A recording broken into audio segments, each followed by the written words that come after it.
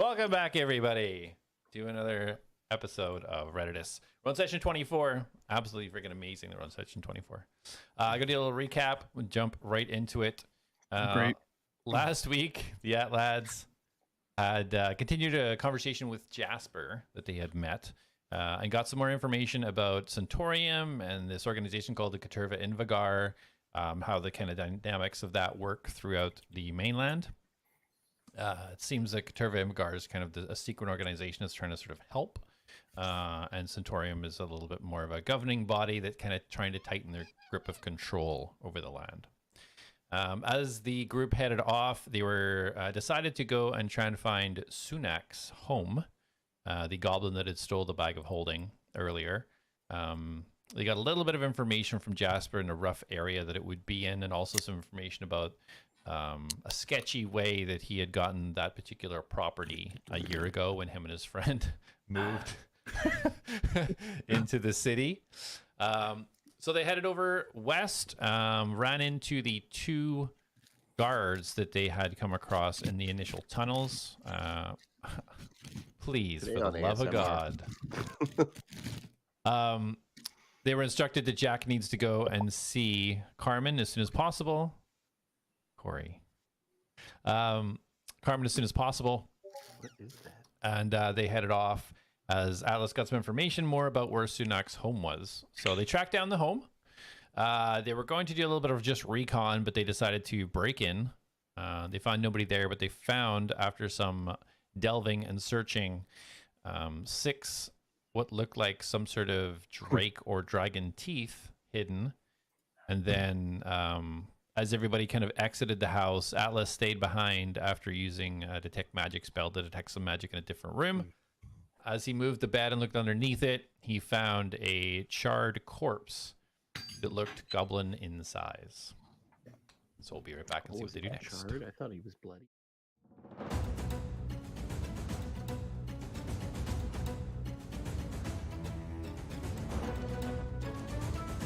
Yes, that protects your flesh. It protects your insides.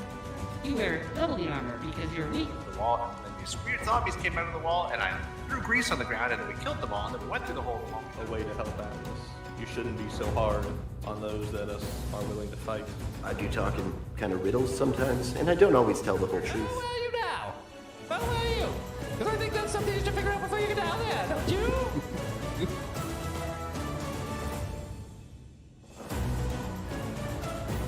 Pie the other Well, we're back. Wow, that was freaking quick. All day. right. I gotta make that Really intro weird. longer.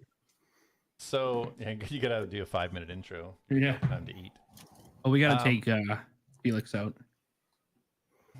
We need a season 2. All right, so guys, last we left it, so Alice, you had just pushed the bed to the side and had seen underneath the charred corpse that you jumped in and kind of pulled this ragged blanket back to see, this goblin-sized charred corpse underneath. Mastos, you were just exiting the house. We're still kind of in the hallway in the next room. Atlas, what do you want to do? So I see this corpse. I'd like to do a medicine check to see if I can ascertain its stuff. Stuff. It's junk. What specifically are you looking for? Like, Do I know it's a goblin? okay.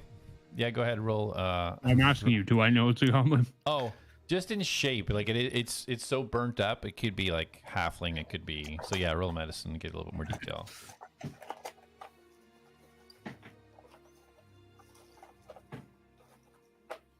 Oh, it's gonna be good. It's gonna be a good night. Oh, yeah, 25. 25. Awesome. Hey, hold on. Let me confirm that. Yeah, 25. Okay. So yeah, as you scan the body head to toe, you can tell that it is goblin in nature. It seems to have been bitten in some places, large bite marks, but definitely the amount of charring there, the death you can figure out was from burning.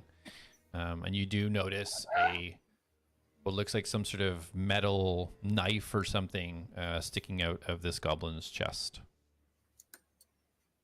Okay, I want to look at the knife a little bit closer. Mm-hmm. Like, does it look like ceremonial at all, or is it just like just a knife? So it's still kind of stuck in. So you only see the handle. It looks like a wooden handle that is protruding. To see any more, you'd have to pull it out of the body. Really? Yes. Really? Go on. Okay.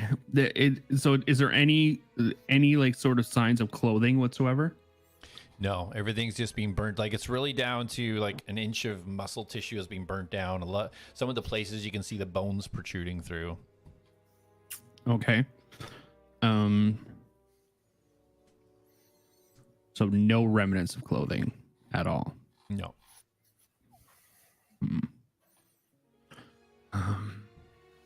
Can I check to see if there's any wounds on the feet? Specifically on top of the feet, or one of the feet. Either feet. Yeah, with your medicine roll, you can tell there's no special indentations or anything that stand out about the damage on the feet. Okay. All right. Is there all the limbs and everything are intact? Like all the fingers?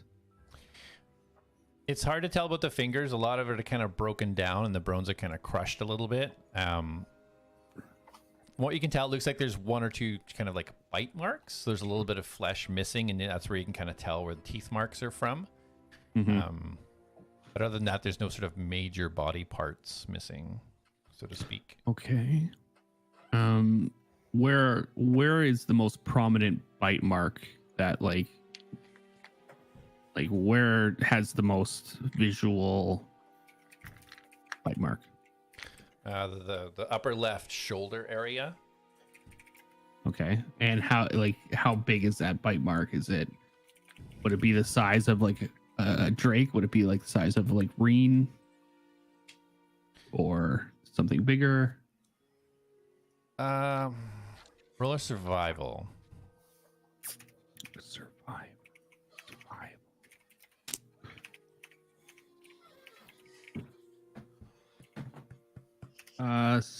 17 plus something. Hold on. Survival is 4, so 21. Nice. So you can tell that the structure of these bite marks are extremely similar to Reen, but the teeth are much larger. Much larger. Okay. Yeah. Okay. No, other than the knife, no other items or anything that's foreign to this body. Nope. It's just dirt, body, knife in the chest. And a knife in the chest. Okay. 1 second. So while you're thinking about that, Mastos, you were heading towards the front door. Did you actually head outside? We left you in the hallway. No, I haven't headed out yet. Okay. You wish to do anything? Do I hear the commotion of him moving the bed? And I 100% heard him moving the bed. Yeah, it's like as the legs on the floor. Gonna walk back to the door, pop my head in, and open the door first. Alice, you okay?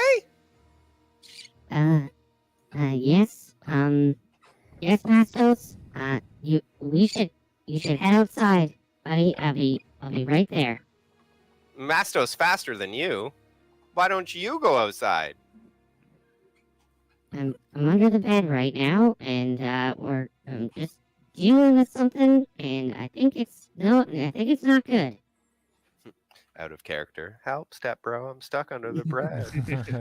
So the bed is moved. You see the bed has been moved, and you see the top of Atlas's head in a hole. It's about 5 feet kind of long. You just see the kind of the top of his head. I jump over. Okay. You jump over what? To the hole Not like Oh.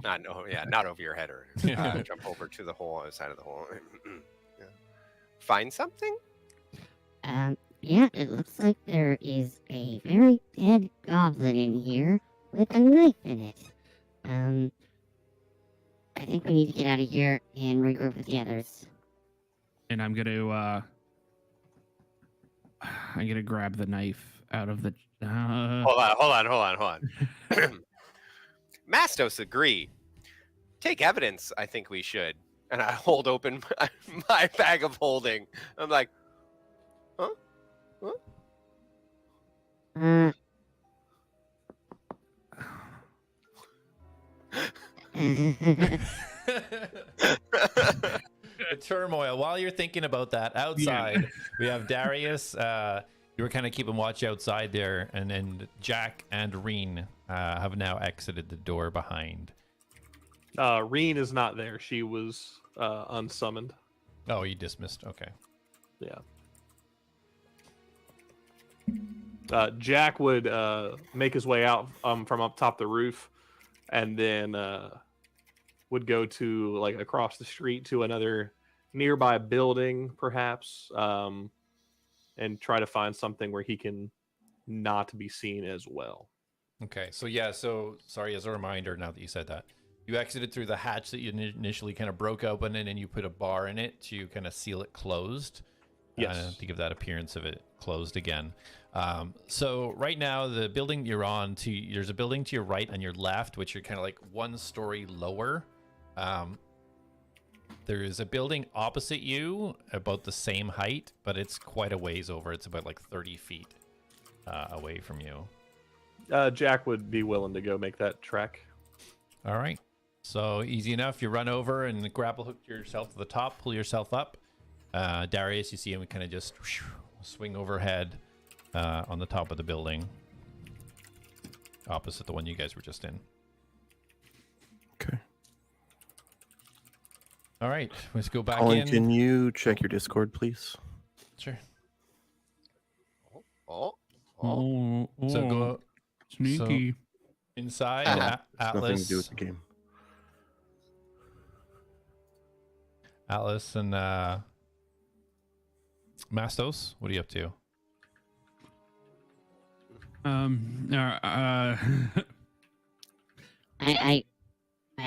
grab the body and put it in. There you go. Piece at a time. Read The my body? mind. The body or the knife? The body. I grab the whole body. With the knife still in it. With the knife, I don't want to obviously. take the knife out or take the body out. All right. Everything in there. So roll a strength check. 16. Hold on. Yeah, core. 18. 16 plus 2, 18. Okay. So Oh, hold on. I got to hold on. One second. Make this a little bit easier. I'm going to where is it? So I can take the like that drape thing, the tattered cape or whatever the cape I have on from. Didn't someone give me a cape? So Yeah. right now you give a kind of ragged cape to Felix, and he gave you the changing one that you can change. Right. Okay. So I want to take that off. Okay. And I want to like transfer the body into it. Mm-hmm. And then I want like basically help like keep it all together. I'm gonna tie it like into like a package if I can. I got some rope. Okay. So to get this in the bag of holding, you would have to kind of push and almost crush the arms and shoulders upwards. Bag of holding is about a foot and a half wide. So to fit Oh, this that was goblin, 2 feet wide. Is it 2 feet? Let me look it up. I thought it was a foot and a half. Even so, it's a goblin size, right? Yeah. Is the goblin going to be wider than 2 feet or a foot and a half? Yeah. Okay, it's 2 feet. Okay, it works. Okay. Even So so. yeah, you put your cloak out, tie it up in each corner, and with Mastos' help, you kind of like push this body into the bag of holding. Better not touch my special gems. Safely. Yes. You don't know what condition it's in inside, but it made it in safely. Okay. Oh man, am I gonna have like body stew inside my bag? Like I once went to do an airsoft game, like a 6-hour game, and I put a banana in my pouch, tactical banana. And yeah, I really feel like that's gonna happen again. But you know what? That's okay. Mastos zips up or doesn't zip up, pulls the drawstrings closed, and great. Let's go quick. Okay, I gotta hop out of the room and I gotta slide the bed back into place. Try to make it look as if we didn't come in, and I'm gonna get out as fast as I can. Okay, you pull the bed over easy enough. Is there anything else in the room that's like, other than the bed? Was there anything else? There's a desk. Looks like pretty unused. Nothing on it. There's a bookcase with some kind of random books and a dresser, like a stand-up armoire. Okay, I want to open the armoire real quick. I basically I want to search. I want to look for anything in this room that would give me any idea of who owns this room. Okay. So as you open the armoire, you just pull it open, right? Yes, I just pull it open. Okay. So as you pull it open, there are clothes layered in there. There's shelves and clothes in there. And as you look at it, there's like layers of dust in these clothes. Okay. And they're all small items. Okay. They're all small items, like goblin sized clothing. Goblin sized clothing, yes. Okay. And okay, all right. Okay, and just running over to the desk, anything in the drawers there, anything that would like show anything with signatures on it, or yeah, anything like that would give me any indication of the identity of who I'm currently. The desk has been completely cleaned out. There's no papers or anything on the desk. It looks like it's been cleaned out. Completely empty. Yeah. Okay. That was just the desk and the armoire, right? There was anything else? There was like a small bookcase on it, some random books. Okay. And all that's pretty dusty, the books? Yeah, it doesn't look like it's in active use. Any of the books have anything to do with woodworking or, woodworking? Yeah, roll investigation.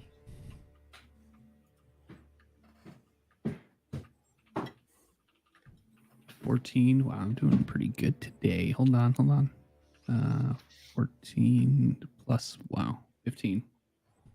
Okay.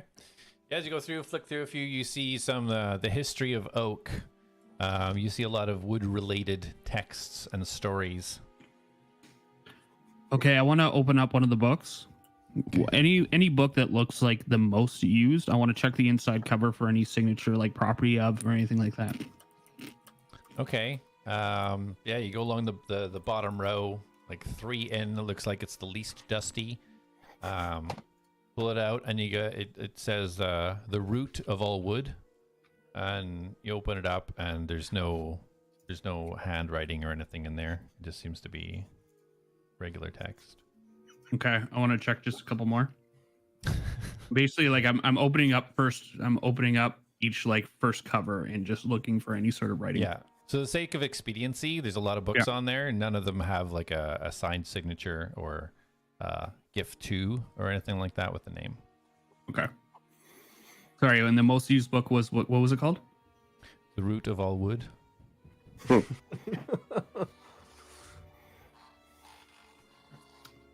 Okay, are any pages stuck together?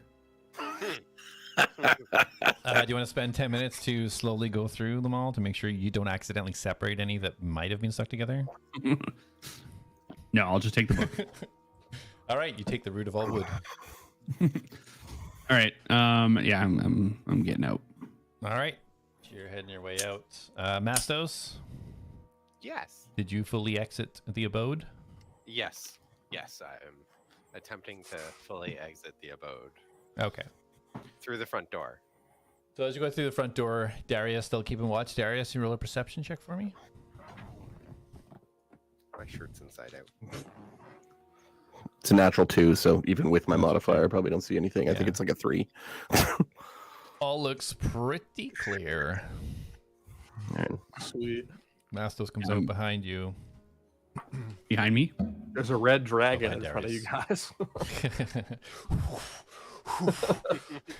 Darius. Mastos notices. So Atlas, you're making your way out as well? Yeah. Let me know when I'm out. Okay. All right, so Darius, unless you want to do anything specific. Is everybody out? Mastos is out. Atlas not yet quite out. I'll wait once they're out, and then I will follow wherever they're going. Okay. Follow me burning right. down this house. So Atlas, you open the door, out, close the door behind you. Now everybody is outside the front of the building.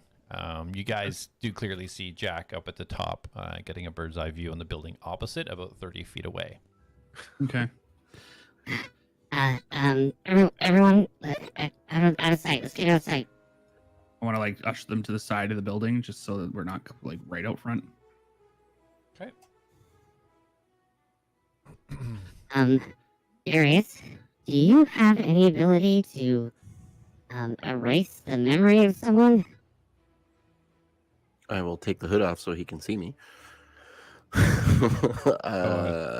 Forgot you had it up. Yeah, I put it at the end of the last session. I put it up Okay. before I walked out of the house. So I'll need to know how much time passed between then and now, and hopefully it's not a week. Search in the back. No, yeah. We'll do about 7 minutes. Okay. I don't think I do. Just double checking, but no, I don't believe I have modify memory. No, I do not. No, I can't. Why? Well, Well, we found some really bad stuff in there, and we need to make sure that kid next door doesn't say that you were here. He didn't see me. Nobody knows your name. How does he know my name? That is a great question. We can dive into all the nuance that will bring later. Do we have any way of... Do we have to... Anyone have a way of making someone forget something?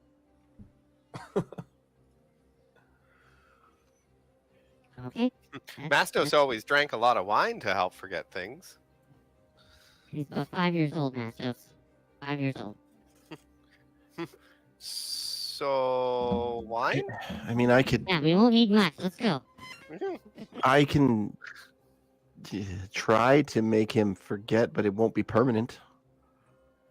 How long? About 8 hours, as long as I don't take any damage.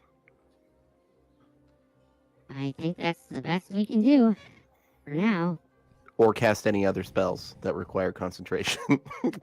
Okay, well, let's maybe go with that, and then we have 8 hours to figure out a way to make him permanently forget. Okay, but just to be clear, Mm-hmm. if I cast this on him to make him forget, when it wears off, he's likely going to go and talk to someone versus someone going and talking to him. Why do you say that? If a random adult came up to you and told you to think differently, He's Or 5 for- years old. I think it happens a lot. what if he's awed by the magic and then wants to go and tell someone? I don't think it's a good idea. I get what you're saying. So what do we do? I don't know. Okay, well, How did he get my name? Darius, it's not important right now, okay? I mean, considering that that's the key thing that's going to tie me to all of this, and I've been invisible this whole time, it's kind of important.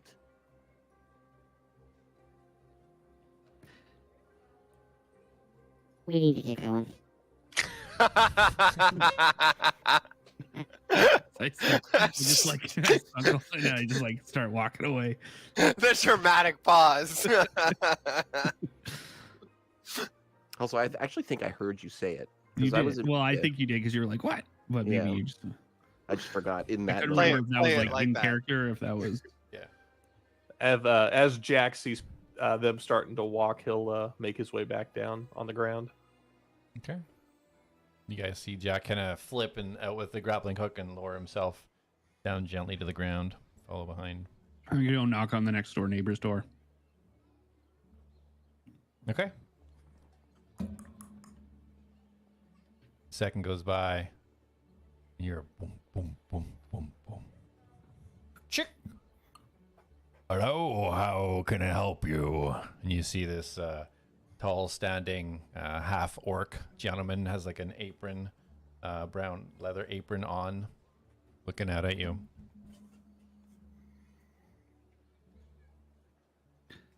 Shit. Can I Alice, how help can you you with help us? something? Yeah, we're lost. We're looking for what was the inn called? The dragon flagon. The Dragon Dragon Flagoon. Flagon's down on Core 5. Just keep going down the stairs to the southeast corner. Thank you, sir. Have a great day. Boom. And that's how you play off that. Okay. Okay, well, great work, everyone. Let's go to the flagon. Well, I need to go talk to Carmen. Yeah, we need to we- both go to the Mhm. flagon to Mhm. find out about the dead guy. And we also need to go back to Carmen because we said we would like 3 times now. Yeah, that's been kind of what we were gonna do, and then we said we were gonna stop here first. So I think we should go see Carmen. Yeah. Isn't core 1 and 2 where Carmen's at? Yeah, Yeah. I think she's in core 1. That's where we saw her before, She's in anyways. core 1. And Okay, isn't yeah, it like the rusty bucket or something like that? we should definitely go to Carmen, but we should Isn't it the rusty definitely mug? go to the flagon so that someone can see us there, and maybe we pay someone some gold to say that we were there all night. Fair enough. We don't have And- to stay long. Hold on. Mastos has an idea. So I'm going to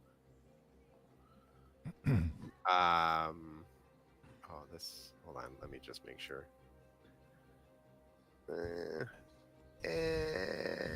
Is there a range on it? Up to an hour.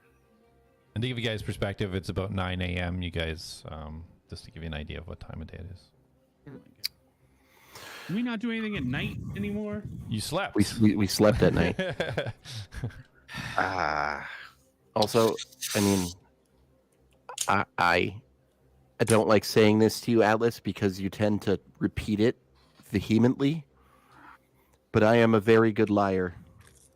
So if someone comes to me and asks what I was doing, I can just say I was drinking. Or I was going to talk to Carbon, since that's what we're going to do. And if we go talk to her right now, then my story could line up.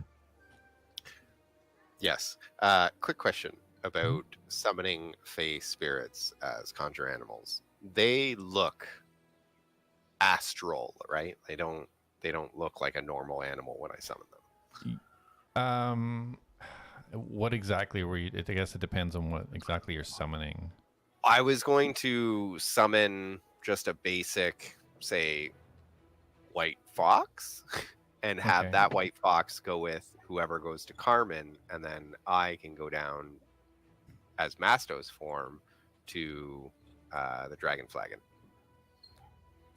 So technically, I'm in 2 places at once, Appearance-wise, appearance-wise. But it says specifically a Fey spirit, so I'm yeah. like, eh. It's fine. We can go with that. You can conjure it in such a way for the purposes of this that unless anybody is going to kind of like really pay attention to it, it'll pass as a regular fox unless somebody really inspects it. Okay. The first person we run into. Oh, what a nice fox. So what's going on here? Mastos can summon friend, and you guys can take friend to Carmen, and Mastos can go drink at Dragon Flagon. I mean, search for clues at Dragon Flagon and drink. Okay, but what is that going to accomplish? They don't know Image. you. Mastos stands out, though. Yes, If one sees but Mastos, they see Mastos. the problem here is it would appear, and I look at Atlas, that someone decided to use my name as this is who I am when talking to someone that could pin someone to being in this area. Because, that was a genius idea. So, you being in two places at once means nothing. You turning your familiar to look like me and taking them to Carmen, I will go down to the flagon. It's probably a better idea. And I have a way that I can do this. Mastos can only make creatures, not people. Jack interrupts. Maybe this is why you all go to jail. Oh, great. So Atlas got me sent to jail. Wonderful. Well, I'm ready to go to Carmen, and I think we should get off this floor. So Okay. All right. Let's just go to Carmen. Let's walk and talk. Personally, I feel like we were walking and talking. I don't think we just stop in the middle of a street and just debate about Well, I it. thought we were kind of huddled Wow. to the side of the. Yeah. You guys are kind That's of fair. the where Sunak's house is a good little bit away from kind of the main stretch where Darius is kind of keeping an eye out from.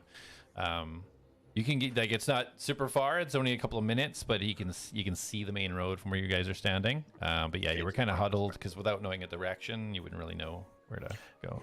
Atlas, what did you find in there that was so concerning? We're walking and talking now, right? Where you guys want to go? What's the confirmed We're heading location? to Carmen's. Carmen's, yeah. Carmen? Okay, so the Rusty Mug up on Core 1. The banquet hall.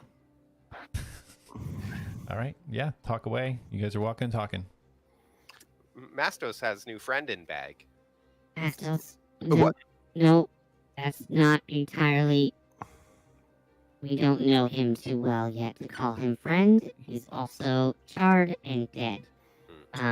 We may have found a body under a bed, and it had a knife in its heart and had large bite marks out of its flesh, and it was charred and it was in a pile of dirt.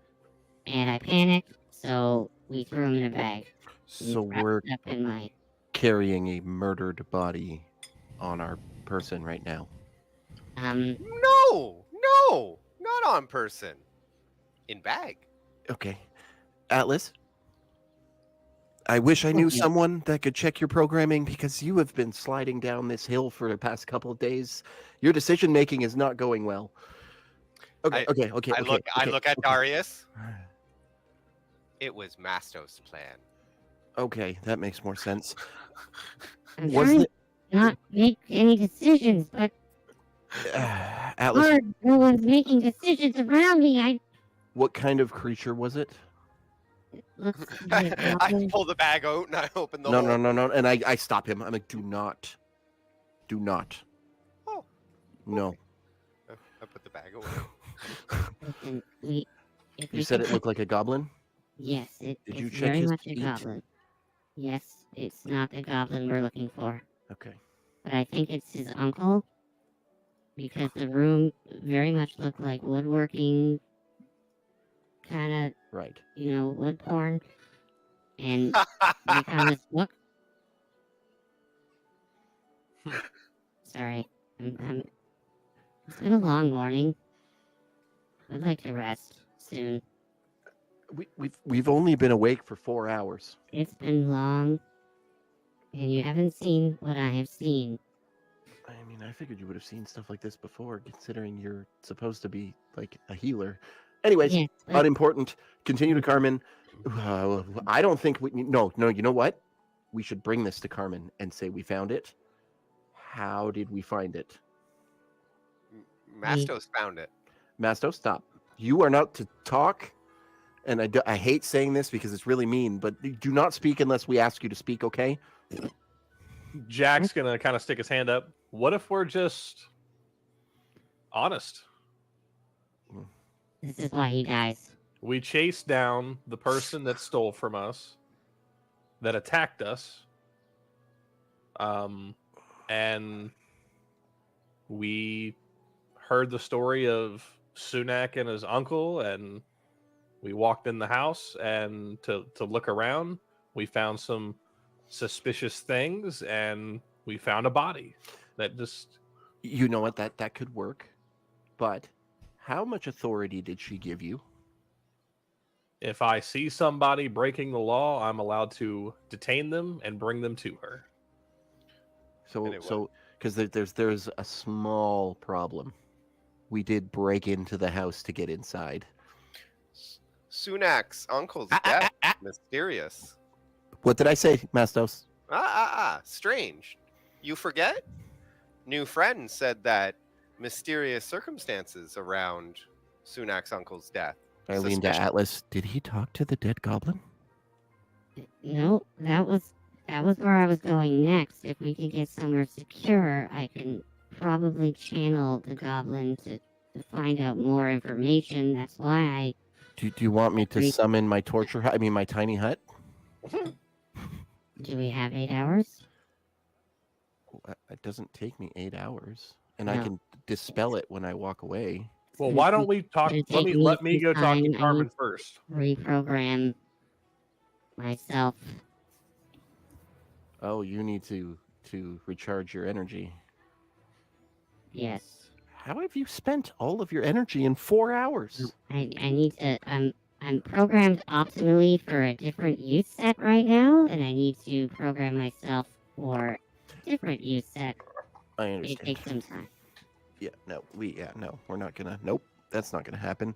So that's fine. He's very much dead, and he will stay that way. So if we can maybe hold off on telling the authorities that we've B&E'd a house, stolen a body, and The longer we in a hold off, bag? though, the more the chances of this getting reported. well, I don't think anyone who's hiding a dead body is going to report that their dead body is missing. Is that all we took from the house? I don't think they're going to report dragon teeth hidden in a false bottom as well. I think we're okay. I think we just need to worry about them finding us. Consider this, okay? Let's say they're a Drake Warden. Mm-hmm. They could say it was their dragon teeth, a dragon that they lost, and they kept it hidden so no one could steal them. And now they have an actual police report in. And then if someone goes and talks to the kid, I'm going to jail. Yes, What's a police report?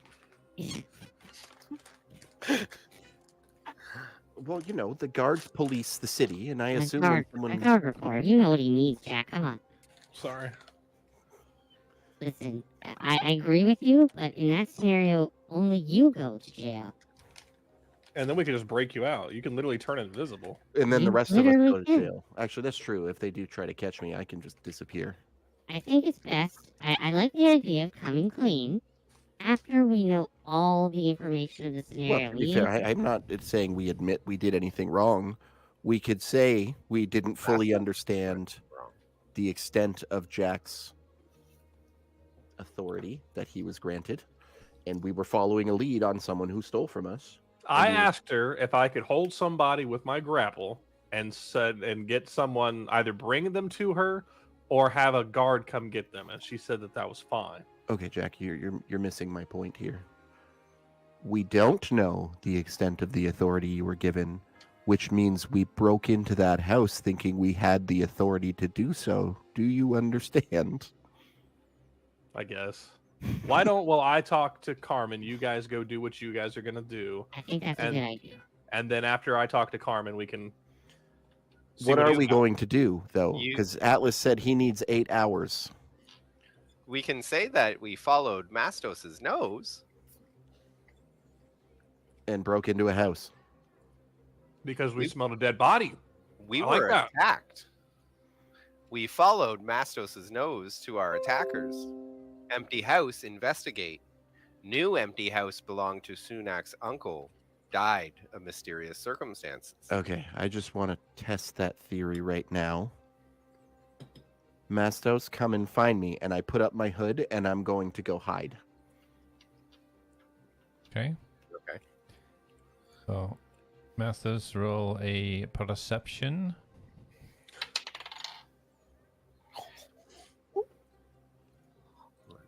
And roll a stealth with advantage.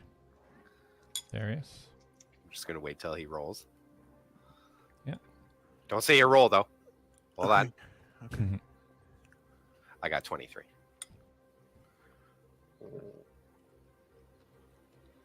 Hold on. 24. Oh!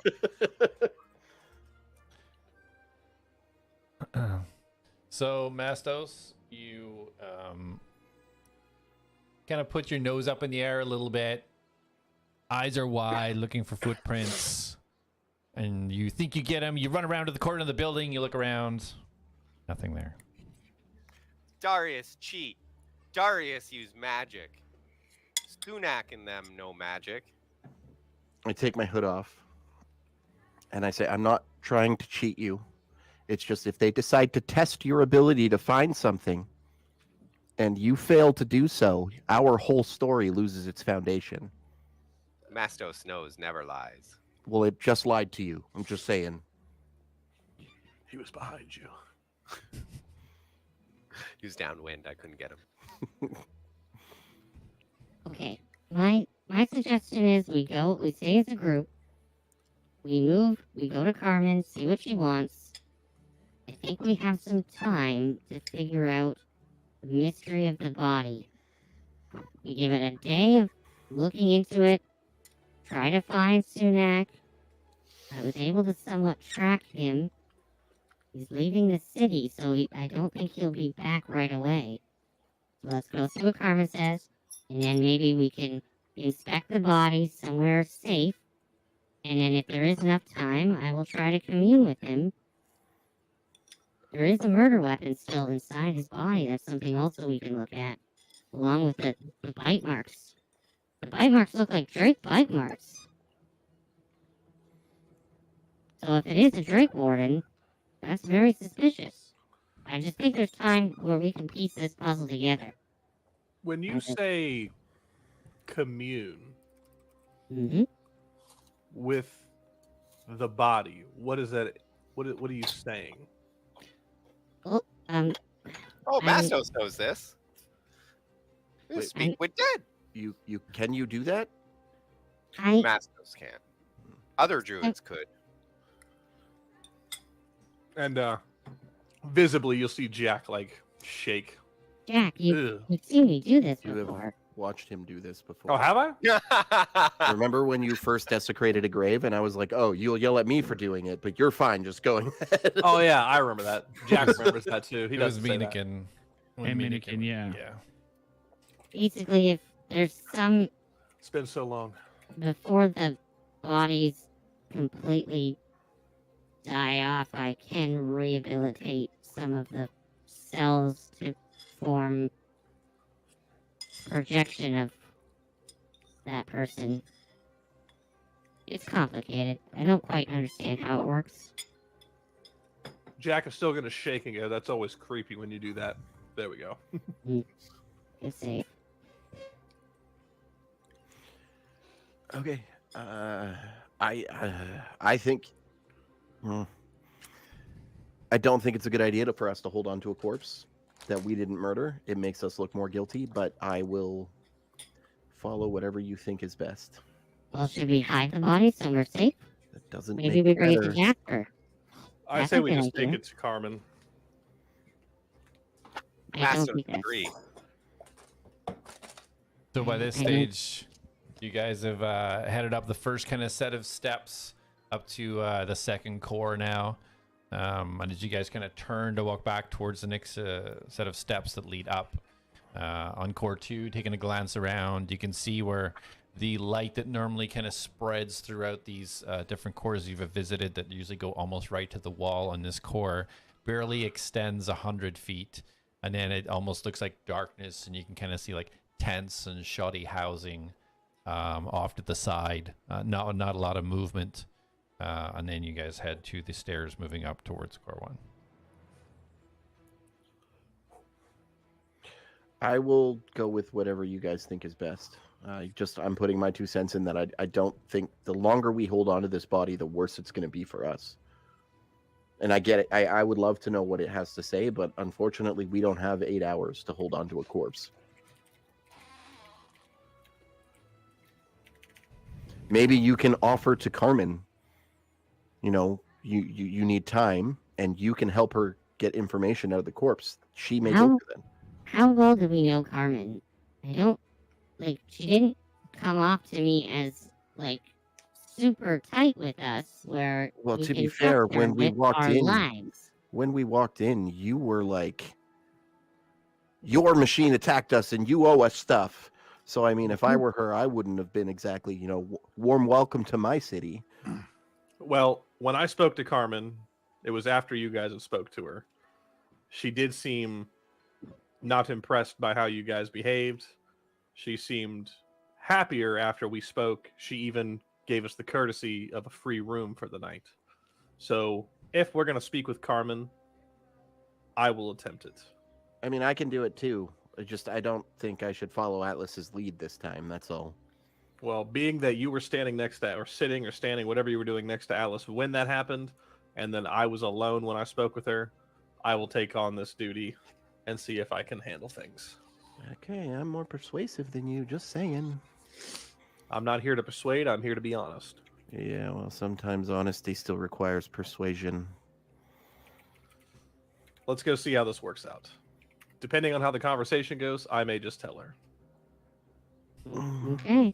I don't have it in me to be completely dishonest all the time. I'm not dishonest all the time. How do we know you're telling the truth? Because you know what? No, it's not even worth the energy.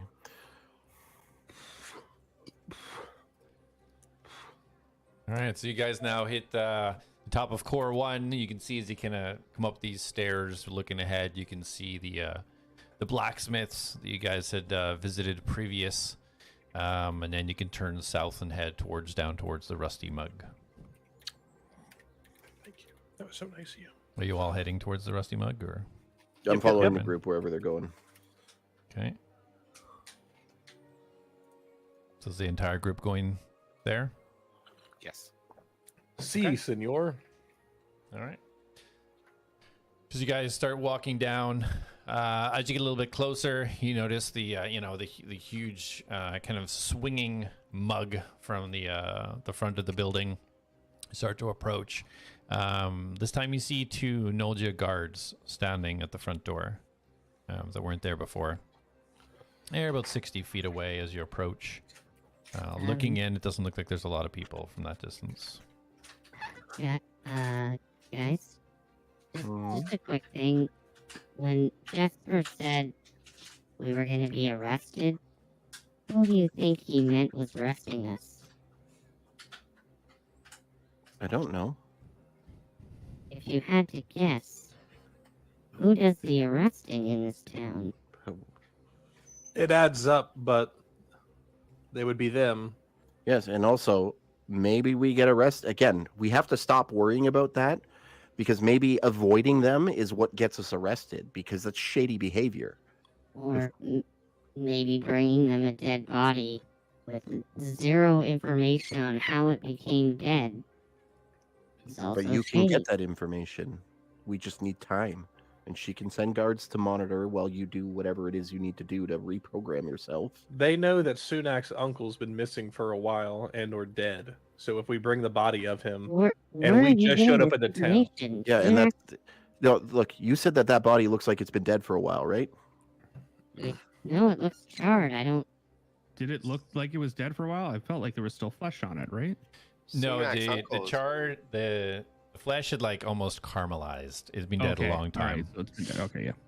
We've been here it for does look like it's been for a while. We've been here for a day. Unless we jumped back in time and killed him, and then showed up in town now, it couldn't have been us. All right. Well, I must have forgotten that it looked dead for a while and not newly charred. So Yeah, that makes sense. we all forget things.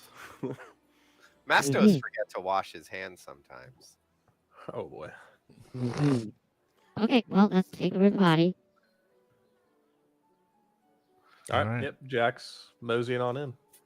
All right. So as you all get closer now, See the two guards kind of addressing you, kind of stand straight. They don't give a kind of salute or anything, but they look like a little bit more steadfast and kind of watching you all as you approach. Do you guys just enter? Jack's gonna give one of them a nod and then walk in.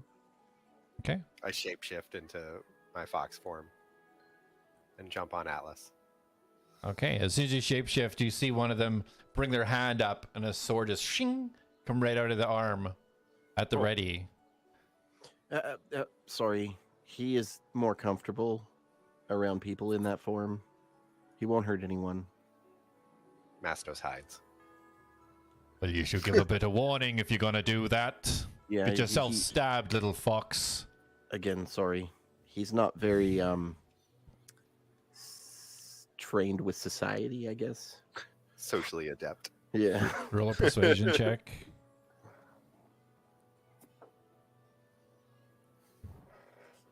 $28. Okay, chink. See the blade retract back into his arm. I almost got Assassin's Creed there. He kind of steps back a little bit, just crosses his arms. As you guys continue moving in, you see the tables. Not as busy as you guys seen last time. The few tables are, there's about maybe a dozen people in here, including you guys see right away on the far left corner, Carmen sitting where she was before. Just reading through papers.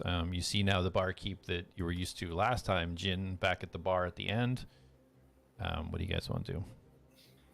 Jack's gonna hold his hand up to the rest of the group and tell them if they want to stay here, they can. And he's gonna make his way over to Carmen. I'll go up with him. Mastos makes his way to the bar. As a fox? Yeah. I stopped Darius for a second. Darius, I think we let Jack try to take the lead on this one. Yeah, I'm not going to go and say anything. I'm just going to stand kind of behind him so that I can, in case he needs anything.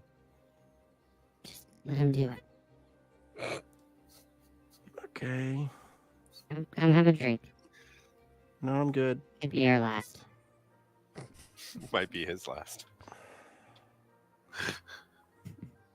All right. So Mastos and Fox Farm, you're running up to the bar. Jack, you're going to Carmen. Atlas and Darius. I'm just standing and like staring at Jack, like watching the whole situation. I'm going to get some milk. Okay. Does the barkeep recognize me in my fox form from the morning we left? Because I came down all sleepy. So when you guys came down, it was the night shift. So there was a lady there. But going in, you now see the barkeep Jin, who gave you the deer leg before. First one. Okay. Yeah. I tap my little paws on the bar. Okay. He doesn't really notice you. Did you jump up on the bar? Sorry. Oh yeah. Yeah. Okay. So he kind of like jumps back a little bit. Just says, "What you doing there, fella?" Walks over and starts petting your head. It's not very sanitary to be on the counter. We put food there. I go down into one of the seats, and do they spin, or are they stationary bar No, stools? they're just standard bar stools. Yeah. I was gonna do a sweet spin transform, but yeah, I'll shapeshift back into Mastos and say, "Dear, please." He kind of jumps back for a second. Like, oh, a little druid, are we? My ears like, hee hee. I love being called a little druid. Makes me feel Interesting. adorable. That a druid wants to eat a deer. That's very interesting. But the same as last time, a deer leg, huh? That's the part you want? Please. Oh, well, I'll get working on it. Would you want it raw or do you want it cooked? Cooked. Wine, too, please. Wine and deer for breakfast. You are a strange one. All right, just give me a minute. I sorry. slide a gold piece over. Okay, perfect. As soon as you slide that over, Atlas, you reach the bar as Jin's starting to turn away. Oh, excuse me. Two of your... Okay, Just noticed Mastos and you need anything, Mastos? Or are you good? Mastos got deer and wine. Mastos happy. Okay. 2 of your tallest glasses of goat milk, please, on ice. Goat milk, is that for your druid friend? Nope. Nope. Okay. I give a sour face to milk. I was gonna say goat milk with the goat legs is a little bit strange, but absolutely, I've got some chilled in the back. I'll go get that right now for you. I mean, Perfect. Thank you very kindly. he would have had it as a kid. You don't know.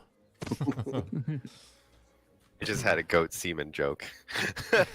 So he turns around, door swings behind. This time, Jack, as you're approaching, you see Carmen looking through papers and writing a little bit frantically, looking a little bit more stressed than you've seen her last time. She doesn't look up as you're approaching. Jack will walk up and sit down in the chair if it's still there. She knows already. Yeah, it's sort of like a bench. So her table, each side of it has sort of 2 long benches. So you can slide down on the bench if you wish. Yep. Jack will sit there and just kind of lean over, kind of hands in his lap, and wait. Do I see Jack for where I'm at while I'm waiting? Yeah. For my... Yeah. Okay. I'm gonna cast guidance on him. Okay. Nice. Yeah, so Jack, you feel just a little bit of that little warmth that you felt before when Atlas gives you a little bit of help. Does he look at me? Do you look at him? Sure. Jack will look up at Atlas and give him a nod. I just like I get caught like looking at him, and I'm just kind of like.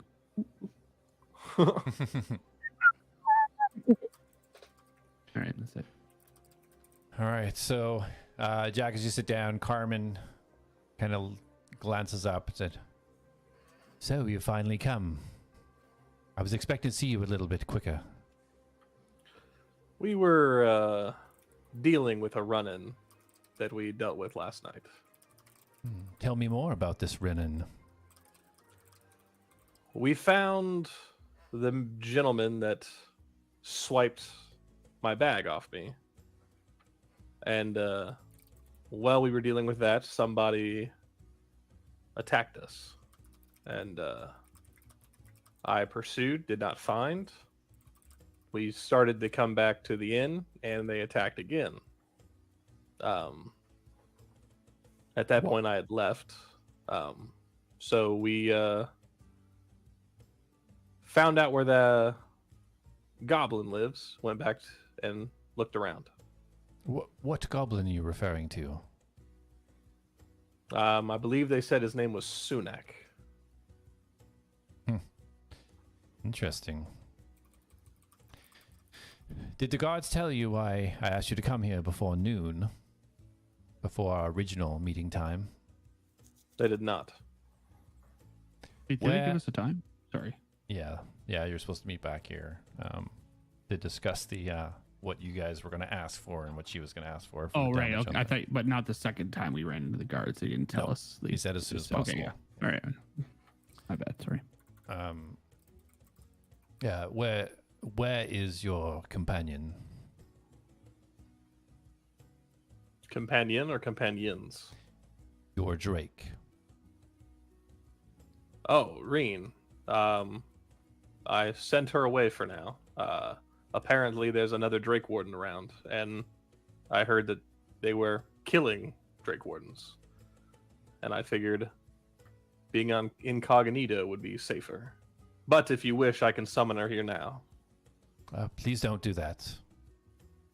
The reason why I wanted you here was because I have reason to believe that you yourself committed a murder. When we first met, you said you had followed an elderly gnome lady here, correct? She guided me to the tavern, yes. Okay. Well, her body was found behind the tavern with bite marks all over her. From what looks like, our Beastmaster told us, most likely a Drake. So the very female that you said you had lost track of found dead with the marks of your companion. Well, I understand your concern, and I would say, first off, I don't think I would kill somebody over 5 gold. I have earned 12 gold since we last spoke. But we also found a body, and they too are covered in bite marks. But the difference between that is the bite marks that cover this body are much larger than Reen's. So I say, why don't we compare the bite mark sizes? What body is this you speak of? I've heard of no third murder. Well, we believe we found Sunak's supposed uncle in his home, charred, burnt to a crisp, with large bite marks on him. How did you find this? Like I said, we were attacked yesterday, and we followed it back to the home of Sunak, where we found some questionable things, which we have on us, and to show a show of faith and trust, even though we just met yesterday, I'm willing to cooperate with you and be reasonable to show you that I have no intent to kill anybody, especially over a measly 5 gold. I believe you would find that unreasonable to kill somebody. Roll a persuasion check. Oh, persuasion. Is my guidance still active? Yeah, it should be. Yeah, it lasts for a minute, yeah. Okay. Well, I rolled really, really well. So that's a 19 on my die. So I would get a +2. So I'm at 21. And I just chucked my dice on the ground. And that's a 3. So 24. Okay. So she kind of crossed her arms, leans back on the bench a little bit, tilts her head forwards. You're the only one that's been talking about 5 gold. I don't know how much gold was given to her. But what you say may be right. Is the body still out back? No, it's been removed. It's under investigation at the moment. I'm going to tell you something, and I don't want you to... Don't freak out. I don't want you to react poorly. I promise nothing. But I want you to take me to where you're looking over the body. I will summon Reen. We can compare bite marks, and then I will show you the body we found. And I will show you the bite marks on it that are also much larger. The body has been taken down to our modification area so that it can be further inspected. And where is that? It's on core 4, the southern end. But I suggest you turn over whatever evidence you have of any crimes you believe have been committed so that we can investigate it. And of course, we will do that. How we have brought the body, I don't want to alarm you. I wasn't there when it was discovered.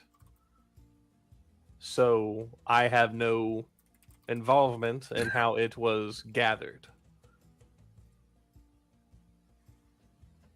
If that makes sense. I may ask for further information on that. And we can do it right here, but he's going to lean in a little closer. But we brought you the body. Let me provide perhaps a different angle, a different potential series of events. Shall I? Go ahead. She leans over and starts flipping through some papers. At this point, the door swings open, and Jin comes out with a tray with 2 cups of milk and a jug of wine, tall jug of wine. Oh, there you go. It's gonna take a little bit for the meat, but you can start your drinking. This gold will cover it all. Thank you very much. Puts it in his pouch and pushes the tray of drinks forward to Atlas and Mastos. I grab the milk and I immediately head back to Darius. Okay. You're muted, Mastos. Oh, thanks, exquisite. My toes, you hear clanking of my hooves, happy little feet. Toe tapping. You're staying at the bar, or are you heading back to the... Yeah, oh no, staying at the bar. Staying at the bar, okay. Staying at the bar, drinking. All right. So, Jack, you see her pull out 1, 2, 3, 4 papers, and she kind of like knocks them up, takes her finger, and just starts kind of lacing her finger over. How about this?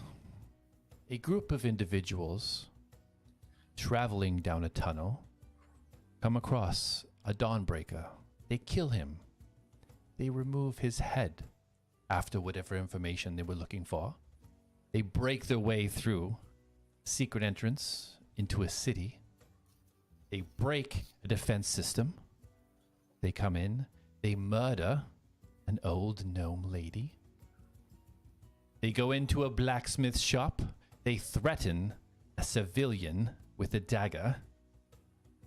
Then they're swinging like a predator over people's homes and houses, using combat magic, damaging magic in an open place with civilians walking around.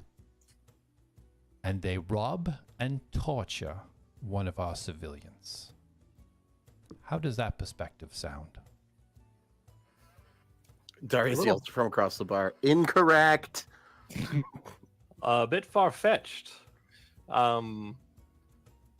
As you are aware, we are traveling because we are part of the Centaurium tournament. Unfamiliar with the land. Stumble across here. I guess I could follow along with killing the headless man and breaking in, but why target a random gnome? That's kind of where you start to lose me. And yes, we're in an unfamiliar area. So I'm going to cast message and just be like, you did tell her that she stole money from you. You kind of have motive to kill her. Roll a perception, Darius, just to see if you actually hear that conversation.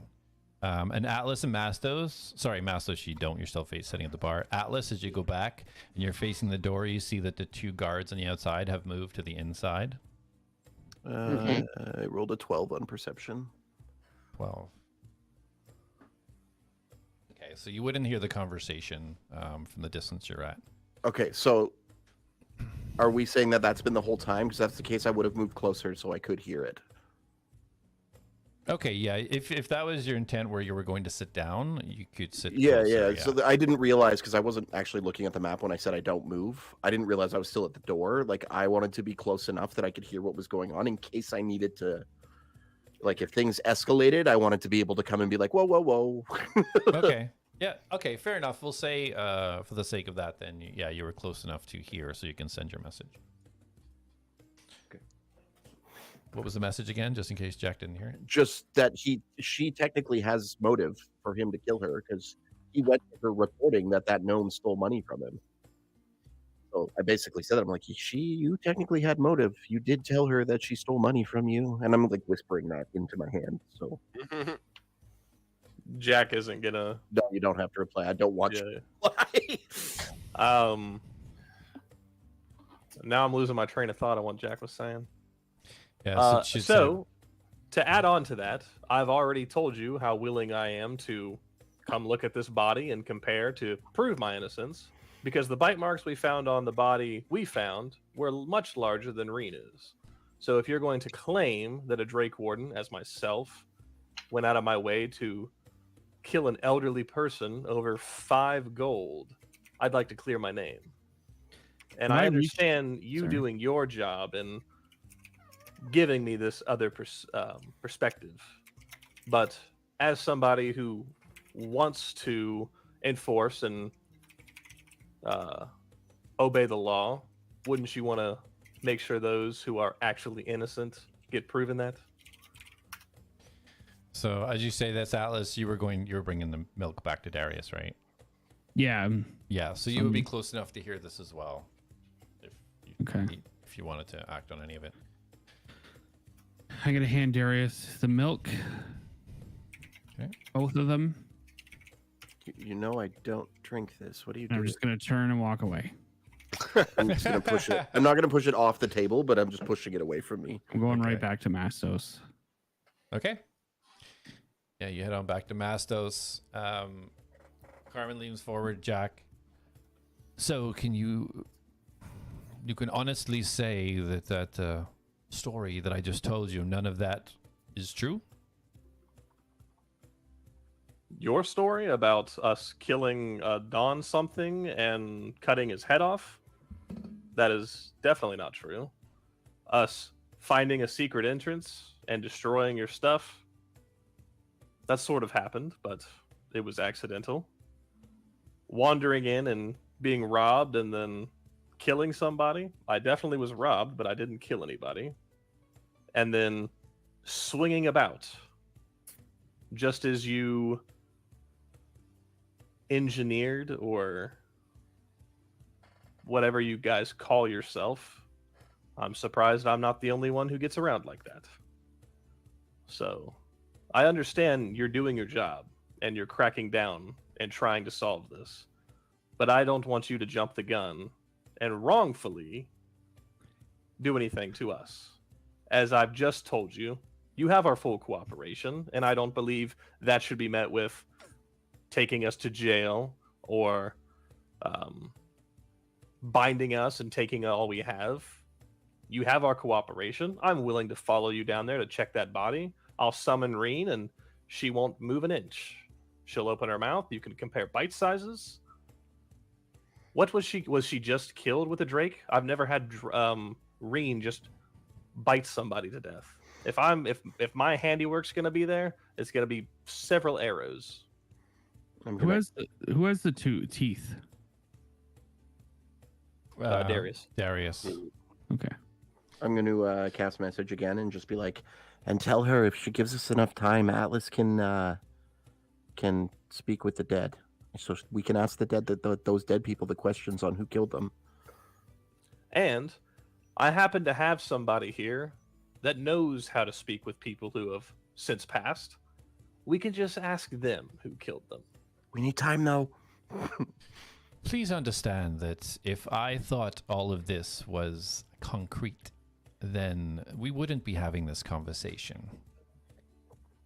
The reason I'm even speaking to you about this is that we've had some strange things happen over the last week, and I need to rule out certain things. I'm sure you can understand. Now, I did notice when you were explaining that you didn't mention anything about the civilian being robbed and tortured. Is that untrue? Has this report been fabricated? When you say civilian, are you talking about Sunak, the person who robbed us? I would like to disclose the name of somebody that's being violated. As to torture, I don't know. But Sunak was held, and I removed my items from him, and then he's going to pull out his pouch and he's going to drop his bag on the ground. And I grabbed that in case he actually pulled any of my stuff out. After that, we got attacked and he ran off. I didn't want any of his stuff. So you did rob him then? Taking back what was mine. This bag, and she turns one of the pieces of papers, and you can see the sketch of the bag that is clearly the one that you still had on your person. This bag and these boots, he had reported that your group had stolen. Clearly, we can see one of them here. Well, he had special leather boots that he said he was tortured and pierced in both foot. So quite easy, not only with the design that is shown here of what's been taken, but there's probably 2 pierced holes in the boots. Do you have that in a bag also? I know nothing of boots. Very But well. if you want to question them about it, be my guest. Once they got attacked, I'll tell you what happened. I don't know what he did, but Atlas was able to hold Sunak still. And from afar, I'm assuming some sort of magic spell. And I was able to go up and remove... Did he tell you about the bag that he stole from us that I told you was stolen from me. He Actually, said no, I he wouldn't was- have told her that. He said he was shopping in the blacksmith, and as he left, he was chased down behind the stores. So he conveniently leaves out the part of why he was being chased down, because he stole my bag, or a bag of holding off of me. He said he was assaulted by a group that chased him down. Well, how about when we find him, you can ask him that again. Because that's who I was looking for, was him. She leans back again.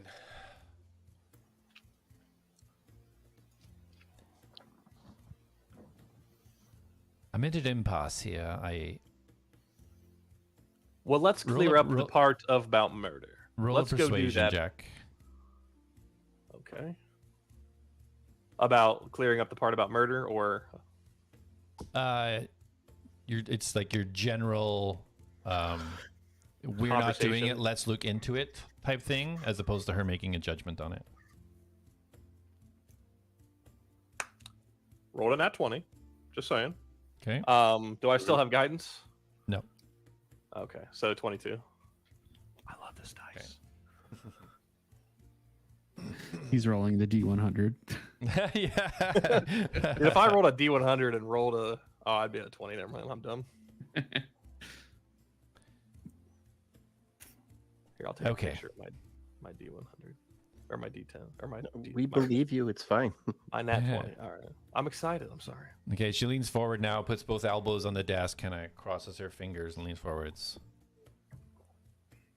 I'll be honest with you. There has been rumors about certain things, and this small amount of chaos that's been created over the last week is very out of character for our city. And Okay. what- So Darius at this point is like, come on. He says, so he stands up and he's like, come on. How long have we been here? She looks up. Do you wish to be part of this conversation? Step forwards instead of eavesdropping. I will slide over the table and come and sit beside Jack. Okay. So let me be upfront. Almost a week ago, we had the first murder that we've had here in a very long time. We got reports of many cause of some type of strange purple light. And after that, it feels like there's been things happening that haven't happened before. The gold thefts, the murder, all this information reports we've been having in the last 24 hours even. It is out of character, and there's something doesn't feel right. And although your story, I don't know if I fully believe it, I can't see a motive as to why you would come and blatantly do all this destruction. So I know that there's something else going on underneath. I just don't know what it is. So until I can investigate further, I suggest that any evidence you have from Sunak or entry to Sunak's abode, I suggest that is placed forward to us so we can further investigate. And if you have any information you haven't disclosed, disclose it now, and that might help our investigation to either clear or find out more information about what you've had your part in it, if you had any. Look, Carmen, we're not here to cause trouble. What we told you on how we got here is true, and we want to help you because whatever is happening here seems to also be affecting us. Sunak did steal our bag, and I pull the bag of hold. Well, I adjust and pull the bag of holding from him. He stole this from us. And that was initially what made us pursue him. We had no interest in him otherwise. We were actually supposed to go shopping, and I'm going to put the bag back. Jack's going to say, get the teeth out to him. Are you sure? I mean, you already said it. There's no point. So I'll just pull the bag back out again, and I will pull the teeth out and lay them on the table. How many are there? 6. And these are blatantly larger than Reen's, right? No, they're very similar to Reen's. I swear you said they were bigger. You could tell. You said in the last session they were from a bigger dragon than Reen. That's what I recall, which is why I was double checking. Yeah, that's what I thought too. The bite marks in the body were No, definitely no. bigger than Reen's. Before, like when we first discovered the teeth, I'm pretty sure it was described as they were bigger. They were. You said they were from a full-grown drake. Okay, well, let's reevaluate that. So they're the same. They're similar style to Reen's. Style, yes, but they should be bigger. If they're not bigger, then that would probably adjust them bringing those teeth out. So they are. They're marginally bigger. They are not dragon teeth. They are not an arm. Because I said it's like finger size, right? Remember that? It's Right. not. But, It's like, not like an what I arm. It's not a. Yeah, but dragon Reen right teeth. now at Reen's size, her teeth would be dog-sized. Like they would be tiny. At Reen's age, her teeth are almost the size that these teeth are. These are very similar to Reen's teeth. Yes. They are So they are marginally not. bigger. They're not. They're similar, but they're a little bit bigger. Correct. To clarify? Yes. They're bigger than But they're Reen's. not- They're like they're not Reen's, but they're bigger. visually like Okay. like to look at them, you wouldn't see a difference. But if you put You them could- like Yeah, they're like to Jack, for example, they're immediately noticeably bigger. To you with the investigation, you notice that they're bigger than Reen's. They're not so much bigger than Reen's that anybody just looking would see it. okay, So, and as he's pulling those teeth out, Jack's gonna kind of hold his hand out and like kind of towards the ground, and he's gonna look at her. Do you want to see the difference in these teeth size, or would you be more alarmed if Reen came out of the air right now? Please don't bring Reen out. That may cause more complications and questions than is needed right now. As she looks towards the door, towards the two guards that are kind of watching what's going on. And then Jack is gonna kind of raise his hand in the air and go Mastos, and he's gonna make a waving motion. You're muted. have I made it to Mastos Mastos at all? Like, No, sorry, you were walking over. I thought you were still at the tail. My bad. Let's no, rewind no, a it's little all good. bit. I just didn't want to interrupt the RP, but if you're gonna start flagging Mastos, then I Yeah. feel like I need to have a conversation. Yeah, so let's flip back to Atlas. So when Darius did slide over the table, or you pushed the milk, you were heading over to Mastos. So you would definitely be over there now. So you reach Mastos. Okay. Mastos? Yes. I think things are taking a turn for the worse over there. I don't know if we want to be caught with a body on us right now. Those guards are starting to move in as well. Do you think maybe Mastos should make like a rat and get out of here? Mastos has wine and deer still. Mastos not leave. Mastos, you may never leave, and you may never get to have wine and beer again. Mastos get away when Mastos need. Mastos can be small. Robot cannot change size. Yes, but Mastos can be small with the body and get out. You know what? I give up. I leave. Okay. All right, so you start heading out. Yeah, I'm heading out the door. Okay. So the guards watch you approach, but they don't draw their blades or anything like that. No aggressive action. They're still just surveying the area. So Jack, as you're kind of pointing out the, or you waved over to Mastos was your last action. So yeah, you waved over to Mastos. You see, as you turn and go to wave, you see Atlas heading towards the door. Jack doesn't pay no mind to it. He continues. Mastos, My ears perk up. can you come up here? Come over there. Yeah. Mastos with the proper grammar. Mastos, correct Before I leave, grammar. I am gonna cast guidance on Oh, I lost my character behind. Oh, there we go. Jack. No, on Jack. On Jack, okay. So you Okay. kind of do a little weave, a little C shape around just to get arranged and And I just blink give your him eyes. a little salute, and I'm trying to walk out the door. Okay. You can see me stumbling over a little bit. Carmen looking a little bit confused. This is getting very complicated. What is it you want to show me with these teeth? Well, you said any evidence. I Yes. found this in the house where Sunak lives. She kind of drops her head a little bit. Now, we also found what I spoke about earlier. And is there's no like civilians in here, right? There's a couple of patrons still sitting having their breakfast. You might want to be in another room if you want to see the last of our evidence.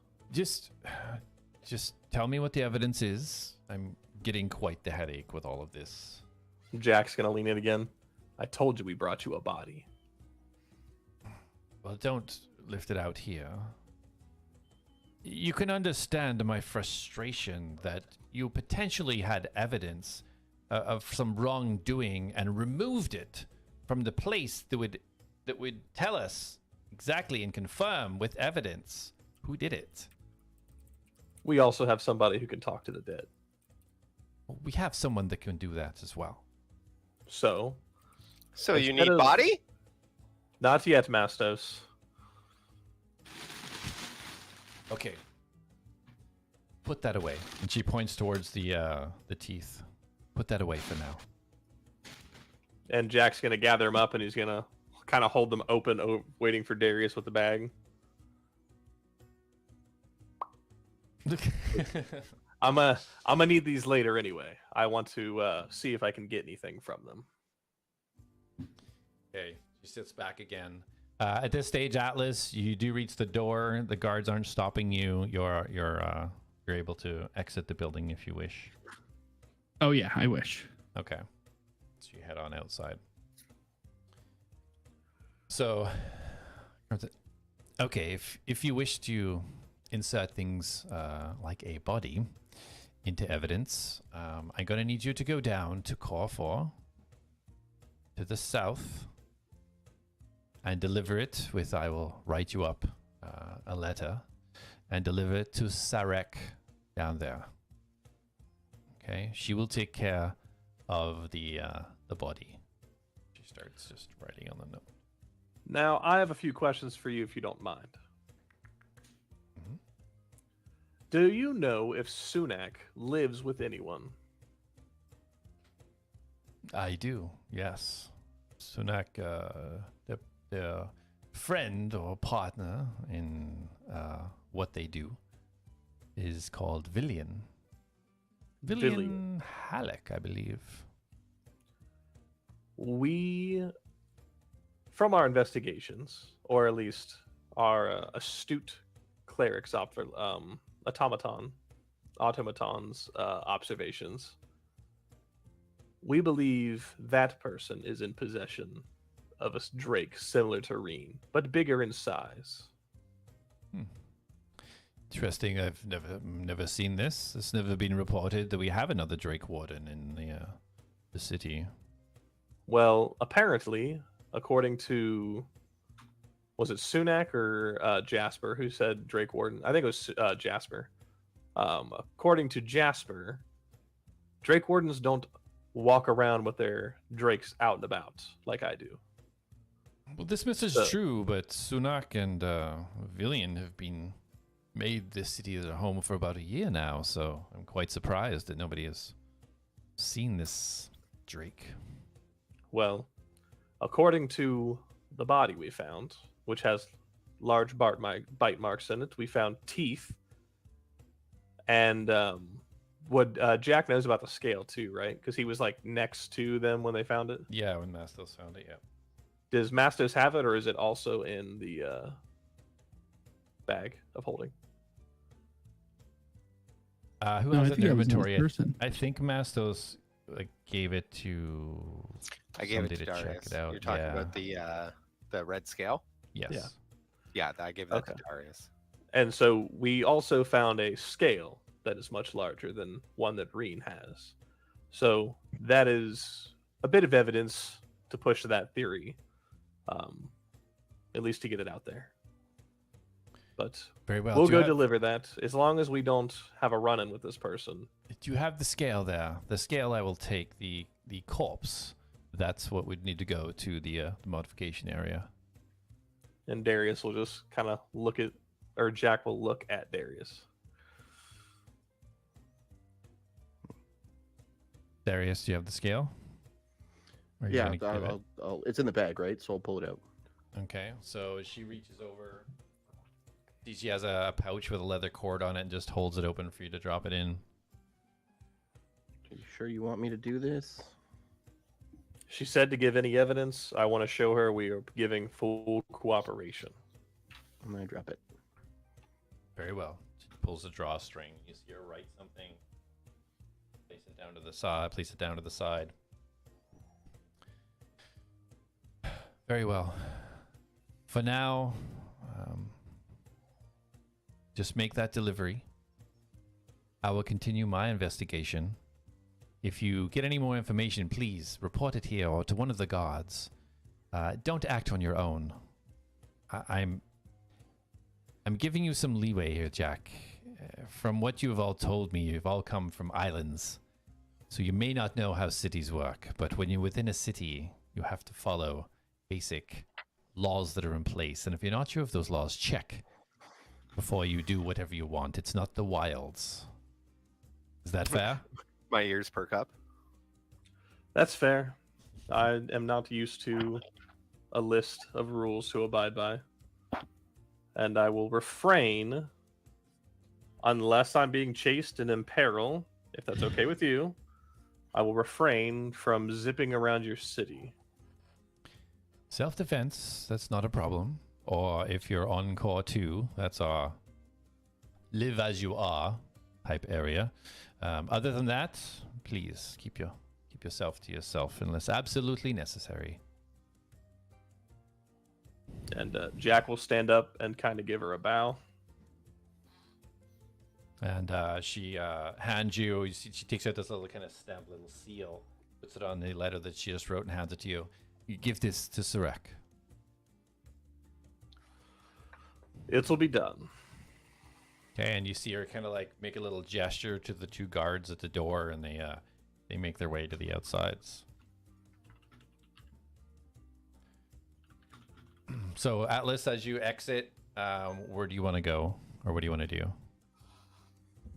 I'm just kind of standing out front and contemplating jumping down this big hole.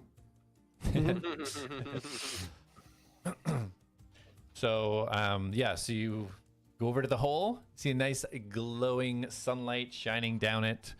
You actually see, as you look up, to roll a perception.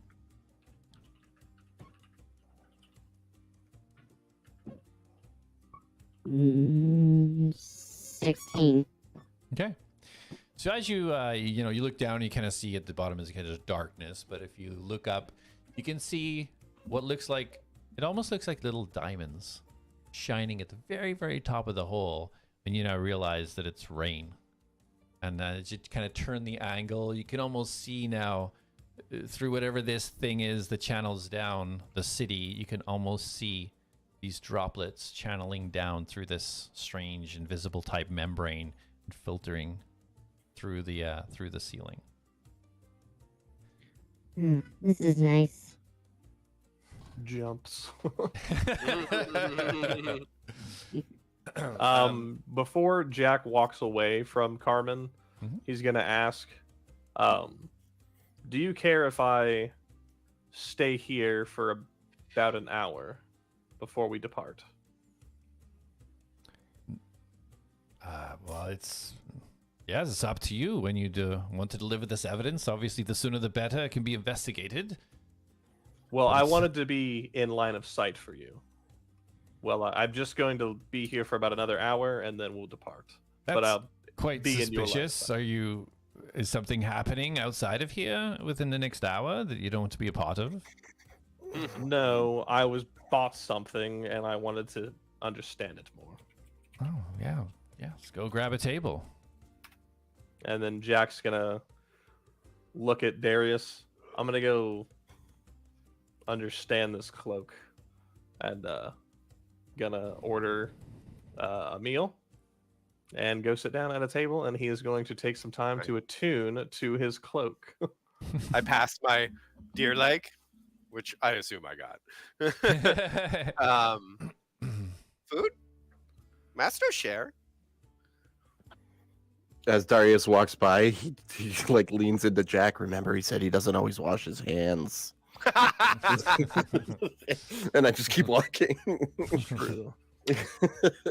Lick my meat on a stick. But Jack will kind of look at the person behind the counter and ask for a meal and an ale, and then go sit down. Yeah. So, what kind of ale would you like? We got the regular stuff, or do you want something a little bit better? Your favorite.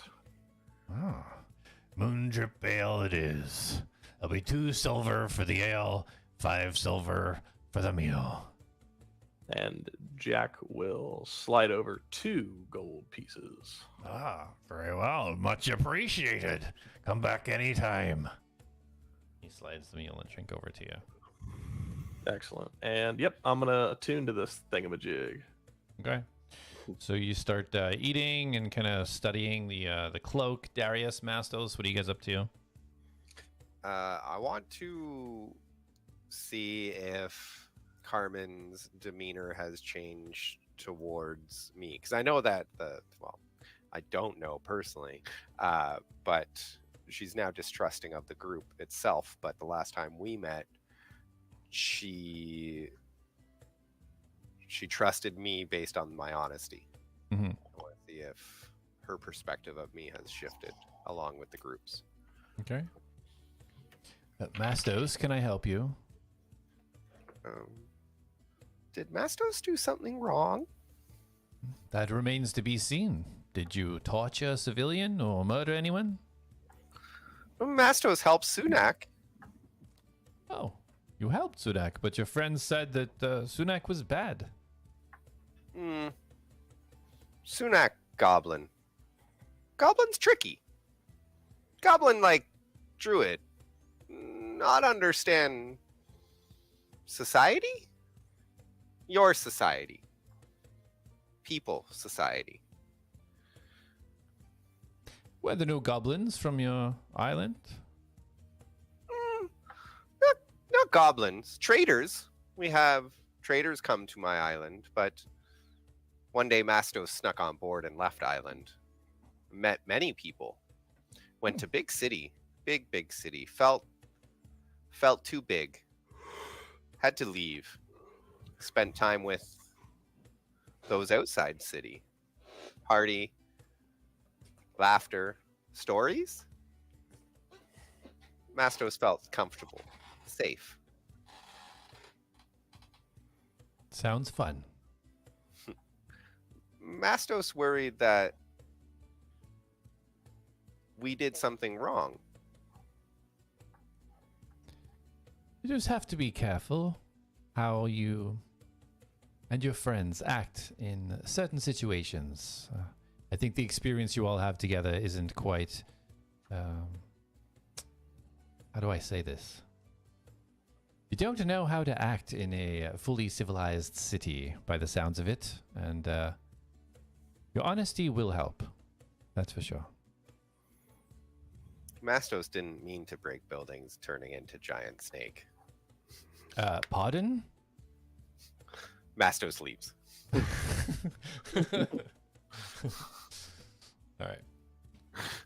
All right, Darius, are you sitting down with Jack while he's eating, etc.? Where did Atlas go? Atlas left. He's peering into the void. You don't see him anywhere in the. I'm actually gonna look for Thoric. Okay. Okay, I am going to adjust my shirt so that the bag is fully sealed, and then I'm going to go outside and kind of just look around. Okay. So as your Atlas, where would you like to go to look for Thoric? Did he say where he was going to be? Like he was going to be at the... Yeah, he said he was going to the blacksmith quarter. Or core. Yeah, so I think he was on core 3, right? 3 or 4, yeah. Yeah, core 4. Core 4, that's where I'm heading. Yeah. All right, perfect. You start heading your way down, kind of figuring out the stairs are in a pretty patterned system now, so you can kind of figure out how to get your way down there. Okay. All right. And Mastos, did you want to do anything specific? I will spend this hour sitting, playing with my necklace, attuning to it, playing with it. All right. Sounds good. And Darius, sorry, what did you say you were doing? I'm just going to go out and Oh, right. explore. Even right. Yep. Okay. All right. So as you go out at the front door, looking to your left, looking straight out, you can see to the north is eventually where you come up to the stairs, and then the blacksmith. You can head that way. You can head south. You haven't been to before. Where do you As wanna Darius is walking, he stops, realizes he also has a new magical item, and returns and goes and sits with them to attune to it. All right, fair enough. You head in. So Atlas, as you start heading down the stairs, the first set of stairs, you come to core 2. Next set of stairs down to core 3. Next set of stairs down to core 4, unless you want to stop at any of the other cores on the way down. Takes about 20 minutes to kind of walk down this far. 1 second. Where are we?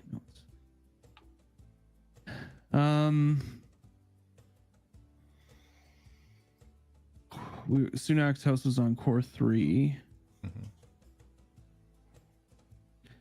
I'm gonna stop at core 3. Okay. I wanna head northwest. I'm looking for the cathedral. Okay. So yeah, as you get down the stairs and you turn, you can see down to the southwest is kind of where Sunak's house was. So look into the northeast, you kind of continue that way. You can see the homes kind of stop at a certain point, and it's almost like an open corner.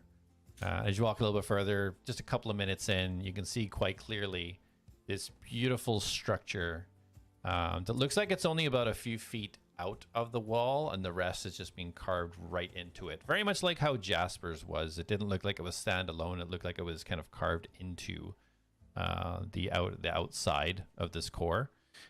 Massive, right up to the ceiling, from floor to ceiling. There's pillars, there's archers. It looks like a very elegantly constructed cathedral. Outside, you see, as you start to approach, you see like these sort of wooden, they look like wooden poles almost, with a little, look like a T. It's like a wooden pole sticking up with a wood on the top of it, and kind of leather strapping along the bottom. You kind of picture this would be where birds would land for messaging ravens and things like that along these types of bird stands. But yeah, it's fully open. There's no doors to this building. It's just a massive arch. Okay. Do I see any movement inside, or? It is, as you get a little bit closer, you can see it is fully lit inside. Even though the roof, even though it's built into the corner and the roof kind of stops with that warm glow, looking inside, you can see that it is fully lit. Just from the archway, you'd have to get like right up into the archway to be able to see fully in it. But as you kind of glance, it looks like there's some movement in there. You can see kind of some random furniture, but you'd have to kind of move a little bit closer to get a good look. Okay. I just want to take a quick look at my surroundings. Do I see like that shop that was mentioned? I think it was the Weeping Sorrow shop. Is that nearby? So I know I have the right place. So as you look, whenever you came out and you were kind of looking where the housing area ended, Yeah. it was more of a sort of an industrial looking type area to your right before you headed northwest up into the cathedral. Okay. All right. Yeah, I'm going to head into the cathedral. All right. So as you enter the cathedral, we will take a 5-minute break. Okay. 7 minutes. Sorry, 7 minutes. Dang it.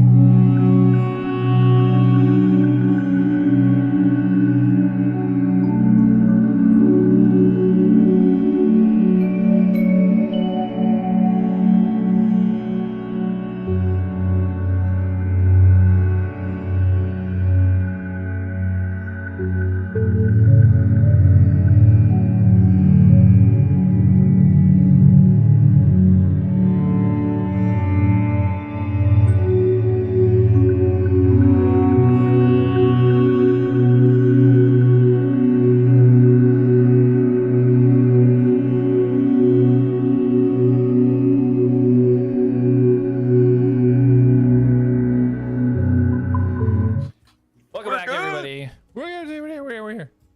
Yeah, welcome back. So, as we left off, the majority of the lads were remaining at the Rusty Mug to go over some items that they had found to kind of dig through it, make sure it's what they wanted, and attune to them to be able to use them properly. As Atlas took a little wander off, originally going to try and find Thoric in the area. He kind of takes care of the mining and the blacksmithing as he was doing some work. But instead started to peel off and actually go up into Core 3, looking for a cathedral up in the northwest corner. So Atlas, as you were entering, right, the cathedral at this stage? Yep. Okay. Yeah. So as you walk through the archway, immediately greeted by like this warm glow all around the room. Massive room, probably like 150 feet to the back. You can see bookcases, you can see pillars from floor to ceiling. You can see bookcases left and right, some desks further down. You see some pews right at the front. It looks like kind of like maybe an altar or something at the end, and a desk at the far east corner of the room, southeast corner of the room. Some people are sitting behind the desks. Look like they're writing down, doing some type of clerical work. Looks like a pretty kind of office type situation. Okay, I want to approach the closest desk with someone. Okay. So as you walk up to your left, there's a small gnome lady. Hello there. How can I help you? Oh, greetings. My name is Atlas, and I was wondering if you could point me in the direction of one named Ladmus Grayswan? Do you have an appointment? Oh, no, unfortunately I don't. I was just hoping that I could speak to him about, about me. Do you have further details of the nature of requests for the meeting, or perhaps I could approach and see if there's something that could fit in? Well, yes, I was hoping you would know a little bit about myself. I'm told I'm very different. I'm an automaton. Okay. She starts writing. As I kind of like notice her writing, I'm like trying to like peer over, like seeing what she's. Yeah. My name is Atlas, or some call me an automated system for life-saving assistance and support. I'm like clearly slowing down so I could like. What? You forgot the technician, so you were assless. Technician. Yeah. I'm like slowing down as I see her writing, so I'm like trying to give her time to catch up. Okay. Yes, indeed. And the reason the inquiry, was it a physical inquiry? Was it more of a mental inquiry, or what are we looking at here? A little bit of both, actually. I guess, physical due to my automaton nature, but also mental, as I've been told I'm different. And, yeah, I'm not quite sure. Maybe. Oh, also, you might know my father, possibly, Dr. Elias Reditus. Oh, Elias Reditus. Okay. Yes, excellent. Okay, just hold here for a second, please. Oh, sure. Yes. She takes her paper, and you see her push the chair back, and then like just kind of drop way down as she is only about 3 feet, and just pitter patters her way up to the end of the room. So now facing down the end of the room, you can see in the far right corner is this kind of beautiful desk, and this person sitting behind it. Can't see a lot of detail from where you are, but this little gnome runs up. You see some sort of conversation, and she runs back. Ladmus will see you. Yes, you may go up. He has time for you. Wonderful. Thank you. I didn't catch your name. My name is Lily. Lily. Oh, what a beautiful name, Lily. Thank you for your help so much. Nice to meet you, Atlas. She goes around and hops on the chair. Goes back to is that Ladmus over there? Yes, just over there at the desk. Oh, yes. Okay. Sorry, I wasn't sure. You didn't. Okay, wonderful. Thank you. Thank you, Lily. Writing I'm away. gonna head over. All right. So yeah, as you walk up, you can see like there's a set of 2 desks on each side. 2 desks, 2 desks. Another 2, another 2. The pew's right in front of you, and you kind of kind of squish yourself between the pews, walking over to the desk, and you see this gentleman sitting down, and he is fully coated, very similar to the style of what Carmen was in regards to essentially his full body coated in metal. You can see this kind of faceplate that comes up. There's kind of two gaps here where a blue light kind of emanates through it. You can see metal kind of horns pointed back, metal plated shoulders with a spike on each. This large yellow circle on the front, the 3 circles that go down the chest plate. And he's just leaning over. Looks like he's reading some type of paperwork, and pushes the chair back and stands up. Greetings. So you are Atlas, I hear. Greetings, yes, my name is Atlas, and you are Ladmus? Ladmus Gracewarn, a pleasure to meet you. And reaches out his hand to shake it. I shake it back. Okay. You see a little flash in his eyes. Just flashes quickly to kind of yellow back to blue as he shakes your hands. Please, how can I help you? So at this point, I want to take. Actually, hold on a second.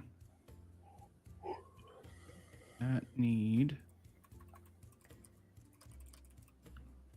Okay. Yes, I was actually wondering, if you could help me learn a little bit about myself. I was told that you know a little bit about automatons? Indeed, we know quite a lot here. This is somewhat of a library, as well as, among other things. Would you like a seat? We can have a conversation. Oh, sure, yes, thank you. Of course. And you see him kind of wave over. And you see this human that was kind of studying, putting some books in the bookshelves, catch an eye and run over and have this little stool. And you hear, as he pushes the stool slowly up, and you just see kind of Ladmus just shake his head a little bit and rub his head. Eventually the stool gets to the other side of the desk, and please have a seat. And he sits back on this beautiful, comfortable red leather backed chair. Okay, I'll sit down. So yes, I'm just wondering, how familiar you are with people like me or automatons like me. I'm not quite sure what to say, really. Well, we don't come across a lot of automatons with its own sentience, that's for sure. But very familiar with automatons. It's very close to what we are striving to achieve here in the Nordia. How did you find your way here? Where did you come from? Oh, I'm from one of the islands, and I was selected for the tournament, and we've kind of got off our path a little bit. We ran into some trouble, which led us here, and yeah, I figured while I was here, maybe I could try to learn a little bit about my origin and see if anyone may know my father. He's been around these parts, and I can't seem to find him, and I don't have much memory of how I became to be and who I am, so yeah, it's led me here, so I was hoping maybe you had some answers for me. That's a phenomenal amount of information that I'd like to delve into. Now, Lily did mention it was your main reason for visiting was for Elias Veritas. You had questions? Yes, Is I was that the father? wondering... Sorry, it's super distracting. Yes, that is, I believe, it is my father. I don't really understand. I don't know. He may be. Well, Do that's you know quite... him? Well, not personally, but anybody with this that does this type of extensive research and things would definitely know of him. He's a very famous Centaurium scientist. Oh. How is he? Do you know where he is? Oh, not currently. He hasn't published anything in many years. I wasn't aware that he was still kind of out and about, if you will. Oh, so sorry. Just forgive me. I'm trying to get my timelines correct. How long have you known about him, or how long has he been a well-known scientist for Centaurium? Well, ever since I began my research, he was always known, but from what I understand, as a young man, he was very knowledgeable, inquisitive, and quite a genius from a young age. So, but yeah, ever since I've kind of down my path, he's always been, within the tomes that we've read about when it comes to in-depth research about certain aspects. Oh, okay. And do you get a lot of research? Well, no, that doesn't make sense. So, okay, how long would you say that would be? How long have you been doing this for? Well, we don't like to give our ages away, of course. But I mean, since I was born here and raised here, so quite a long time. Don't tell anybody, but it's about 60 years now. Oh, wow, that's a long time. That doesn't make any sense. How Why long do you say that? How long have I been this way for? Only about a year. Like you've only Yeah. been awake for about a year. Right. Well, last I know I've only been awake for about a year, and if that's correct, then if he is my father and he's the one that put me into stasis and erased my memories, then I must have been in stasis for a very long time, because he's, as far as I know, he's from my island, and if he's been on Centaurium for at least 60 years, that's a long time. Okay, so let's just piece a few things together, shall we? You please. mentioned that he was your father, that he had constructed you. Yes, I think so. But then you said he's from your island. He's not from an island. He's from Centaurium. He's a Centaurium scientist. No, that doesn't make sense. If he created me, but I woke up on an island. I can't speak to your waking up, of course, but I can definitely speak to the fact that Dr. Elias Veritas was... He is Centaurium. He came from Centaurium, and that's where, as history says, that he was, and his published books that he have done on different matters have come from there. He definitely wasn't born on an island. He's in Centaurium. Did he maybe travel? It's possible. He was one of the top scientists for Centaurium, so it's very possible. Excursions and things. Oh, this is, okay. What? I really need to get in touch with him. Do you have any suggestions on how I would even begin to search for where he would be? Let me think. I mean, we can send couriers and messages and things, but only to people that we've had contact with or we know. So without having contact with him or knowing where he is, unfortunately, I don't think I could help you. There was one person that he had. I know that he had some type of connection with. It was a specialist that would work with... What was this now? We had crossed paths because the connection between the flesh and the synapses of the mind through the metal and what we're really trying to achieve here. We leaned on someone called Elowin Moonshadow, and this connection between the mind and the metal is something that he specialized in, and there is references in some of the works of Dr. Elias Veritas, that he was somebody that he would refer to when it came to certain complications of these bindings. Perhaps that's an avenue you could look for. Oh, okay. Elwyn Moonshadow. Yes. Is it someone within the city that you work with currently?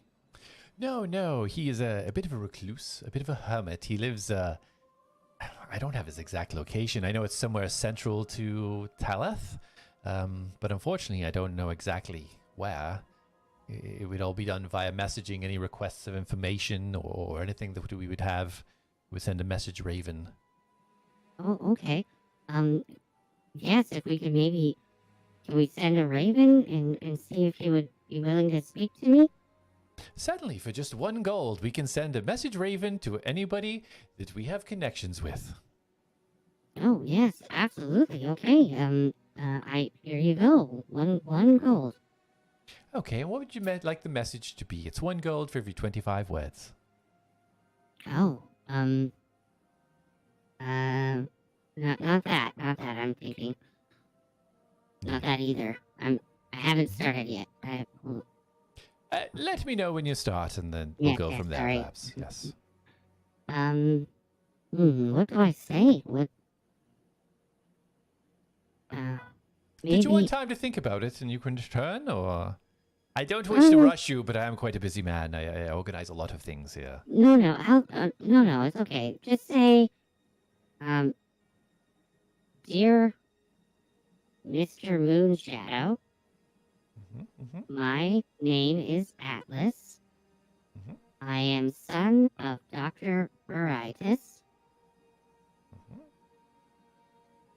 Have questions? Can you speak? Question mark. I am an automaton. Okay.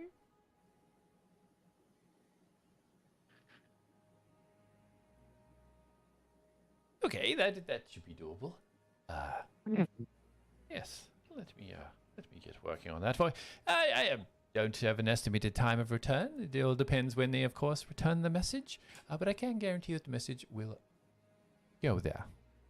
Wonderful. Okay. And how will you let me know if he replies? Do you have a home here, or where are you staying? And I will send a courier. Oh, I don't have a home here. I am staying. Where am I staying? You stayed at the Rusty Mug last night. Okay. I am staying at the Rusty Mug currently. Ooh. Okay. Is that okay? That's fine. It's just perhaps not the most pleasant of places to stay, but that's okay. Do you have a suggestion? I'm. Well, I enjoy myself the rich smell of coffee first thing in the morning. So grounded, I find, is right up my alley. Many intellects there, writing, reading, researching, and with that sweet brew hitting the nostrils in the morning, it's just the right thing to wake you up. Okay, I'll keep that in mind. As of now, I will be at the Rusty Mug. If I change, I will let you know. Very well. Is Yeah, there I anybody wondered- in the city that's a little bit more static? Perhaps that if we needed to get a message to you, we could? Or is it just to send it to the inn? Sorry, what was that? Do The first part of that? you have any friends or anybody who perhaps lives here that we could that way make sure you get it if you're staying at different places all the time? Oh, yes. You could. Do you know a gentleman named Jasper? Of course. Everybody Mhm. knows Jasper. Wonderful Yeah, gentleman. You could send it to Jasper. That should be fun. Yes. I believe he was the one that directed me to you. Oh, that doesn't surprise me. Mr. Sunstorm is an absolute delight. Yes, he is delightful. Yes, indeed. All those cats. Oh, just love it. Yes.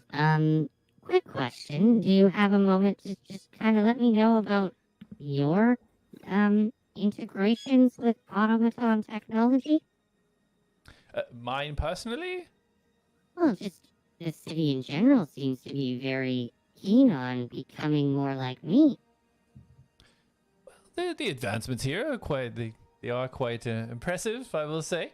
There's been minor advancements in small things, whether it be weaponry or things of defense. But anything too involved and complicated, it kind of stays within the Nolja. That type of research and such can be exploited. So we kind of keep that more internal for people following the path of the Nolja. Oh, okay, well, yeah, I don't want to impose at all, so thank you very much for your time, and have a delightful day.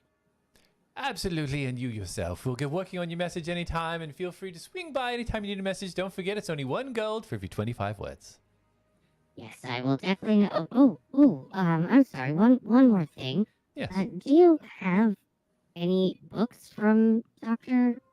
Reditus?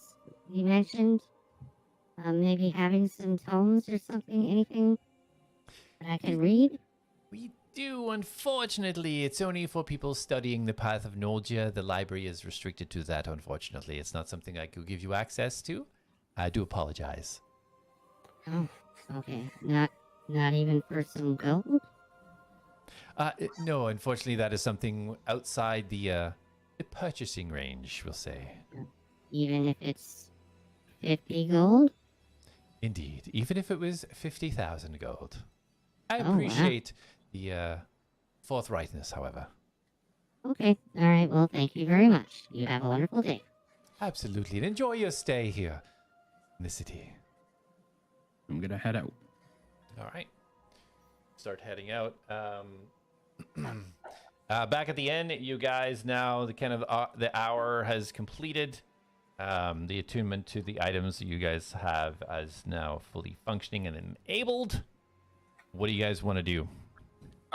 Sorry. First, I'd like to ask: do I get to pick the spells this necklace holds? That's the fun. That's the fun roll, thing, right? Yeah. Are you gonna roll for him? So And will I have to identify the spells that get put in the? Yeah. So you get to go ahead and grab your your D20. Got it. You're rolling D100. I know, right? So you're gonna roll for each crystal. So your first crystal is red crystal. So roll your 1d20. 11. 11. So your red crystal is a cure wounds 2nd level. Ooh. Okay. Hold on. I'm gonna add that in for you, Oh, okay. and I'll update it each time. Okay, blue crystal 6. 6. That is a bless. Okay. Tim's First turning level. into a cleric. Your clear crystal 10. Power word kill. 10 is a lesser restoration. Okay. All right. Come on, big money, big money. Avada Kedavra. I Level had 2. like my dice are like, I think they're 3,000ths of a micron cut. they're 2,000 or 1,500 below a casino dice, because you can't actually. 17. 17 is a branding smite. Oh! I don't know what that does, but it sounds awesome. I don't smite, so like, yeah, it's not a healing spell. So maybe I'm a paladin. So as a refresher, that the bracelet of the prayer beads is usable while you are wild shaped, and each one of those is activated as a bonus action. So it's burnt until a long rest, and then you can re-roll for a new spell for each crystal. Oh, Dang, that's cool. That's being mystery rolls. I like that. Yeah. Give some flavor. All right, so you've done that. Jack, Darius, you guys have any questions or want to do anything right now? If we're done, Jack's gonna get up, kind of nod at Carmen, and start making his way out. Okay, I'll go with him. sounds good. You guys all head out. You see the guards now that were their stations out the front are still there, but they're not really engaging with you guys as you're approaching the exit. And once Jack gets out, he's gonna notice most likely that Atlas is nowhere in sight. Yeah, you've noticed that he's been gone for about an hour now. And is gonna look to Darius. Do you want to message Atlas and tell him to meet us on Core 4 so we can deliver the body? Sure. Atlas, meet us on Core 4 so we can deliver the body. You can reply to this message. Let's see, 50.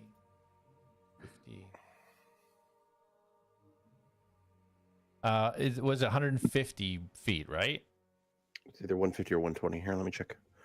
Sorry, I just got a call at work, so I'm trying to close that. I mean, I could be a good DM and look it up, but you know. I mean, I have the spell. It's fine. What are your players for? Come on now. Message 120 feet.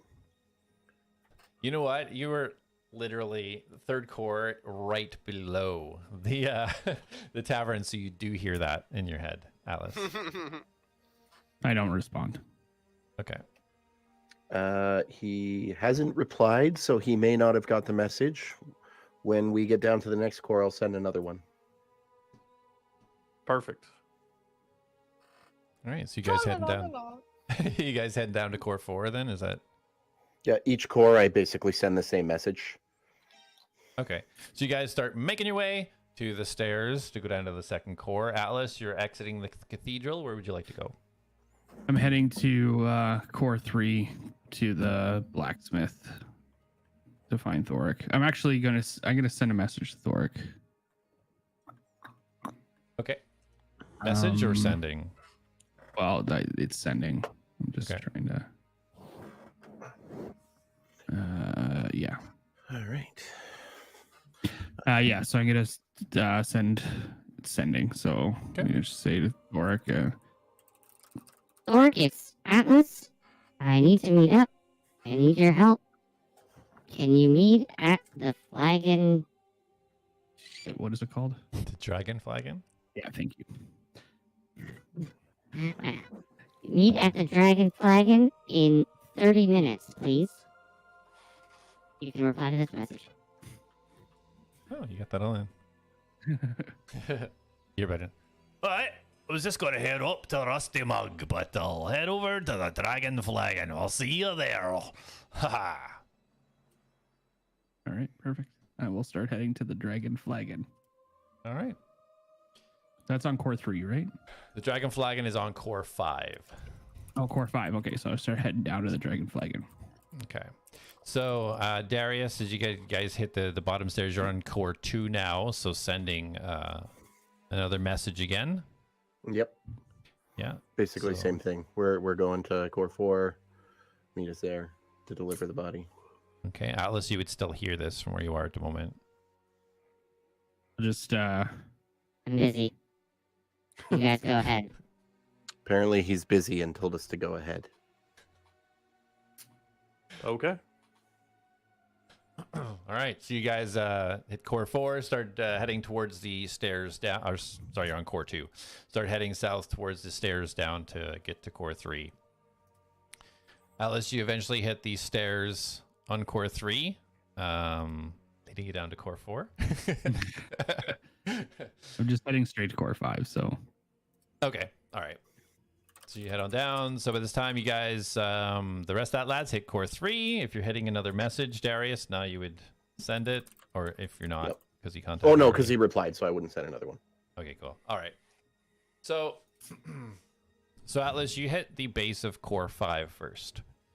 So as you get to the bottom of this core, straight ahead, looking north as you come out of these stairs, you see a massive, clearly a blacksmith, this big stone building. You can see all this smoke just pluming out of the top of it. You can hear even from where you are, even though it's like 150 feet away, you can hear the kind of the banging of the anvils. You can see the warm glow inside of the furnaces. So from here, you can either kind of go northeast around or south. This isn't the blacksmith he said he was going to be at, because he said it was be at the one on core 3, right? Correct. Yeah, okay. This is like I'll clearly a just- store. It's got like a swinging sign in the front of it, says steaming anvil. Oh, okay, so so it's like a big store. Yeah. I'll just kind of go. I'll work my way around it south, I guess. South, sure. Do I know what way the flogging place is? All he said was it was the southeast corner of Corfa. Okay, so yeah, I'll head that way then around it. Okay. So you I do start want to heading- like kind of peek inside as I go by and just see if it's like, is it busy? Is it? Do I see Okay. anything? All right, so that's to the north. The steaming anvil store is to the north. If you want to go south, we turn the other way. Okay, so yeah, I'll go south. Okay, so you turn to start heading that way. The rest of the group, you guys now hit core 4. So as you guys kind of come up the stairs, you see straight ahead, you see this strange looking kind of fence off in the distance. There's sort of metal fence. You can't really see what's going on. It's kind of darker in that area. The light isn't quite carrying to the back. To your left, you see there's a bunch of furnaces and anvils, which are wide open pretty much against the outside of this core. So you can either kind of go north or south, up to you guys. Do we have any idea of which way Cleric is? I don't think you asked.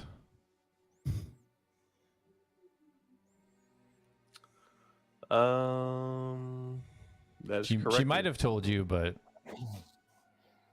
notes are Oh, good.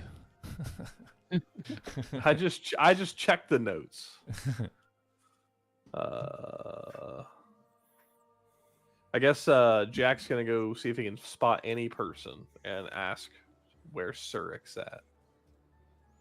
All right, yeah. So as you start walking into kind of the area, there's a lot less people moving around here. Like this core seems to be a lot more for working, as opposed to kind of housing or people going about their daily business. So as you look forward, as you're looking forward, you can either go up north to where you see that strange fence, or you see a kind of couple of guards standing outside it, or as you turn to the left, you see kind of those furnaces and anvils where there's people working. You could approach either area. Let's go to the fence, more towards the north. All right. So Darius, Mastos, you following Jack? Yep. Yeah. Okay. We're at the what's it called? Steaming anvil, right? So that's on the next core down. You guys are on core 4. Oh, okay. Yeah, steaming anvil was where Alice was. Yeah. No, I'm following Jack then. Okay. Mastos, roll a perception check for me.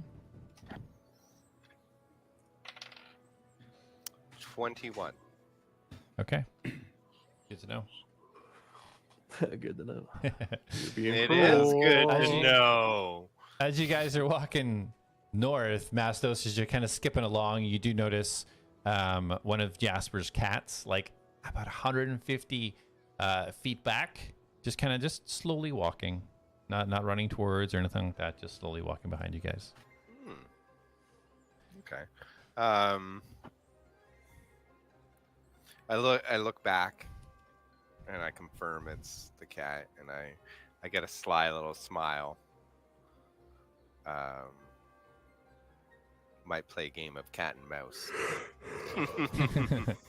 The cat kind of just sits, and you see it kind of go up on 2 legs and just flop its front paws up and down and just kind of sit down again. I'm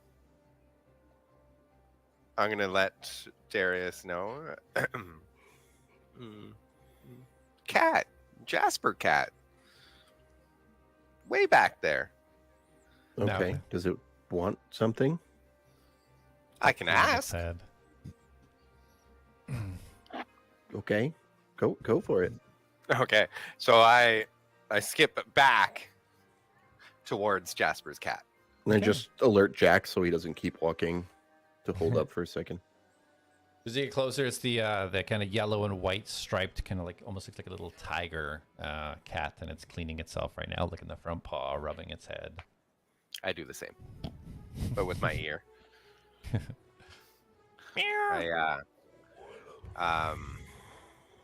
I cast Speak with Animals this morning Or did we talk to Jasper last night? Jasper was today. This is all today.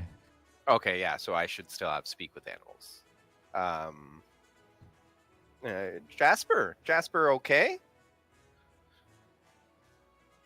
Yes, Jasper's fine. He just wanted me to keep an eye on you, make sure everything was fine and dandy. Oh, keep an eye on us? In case you needed help or got into any trouble.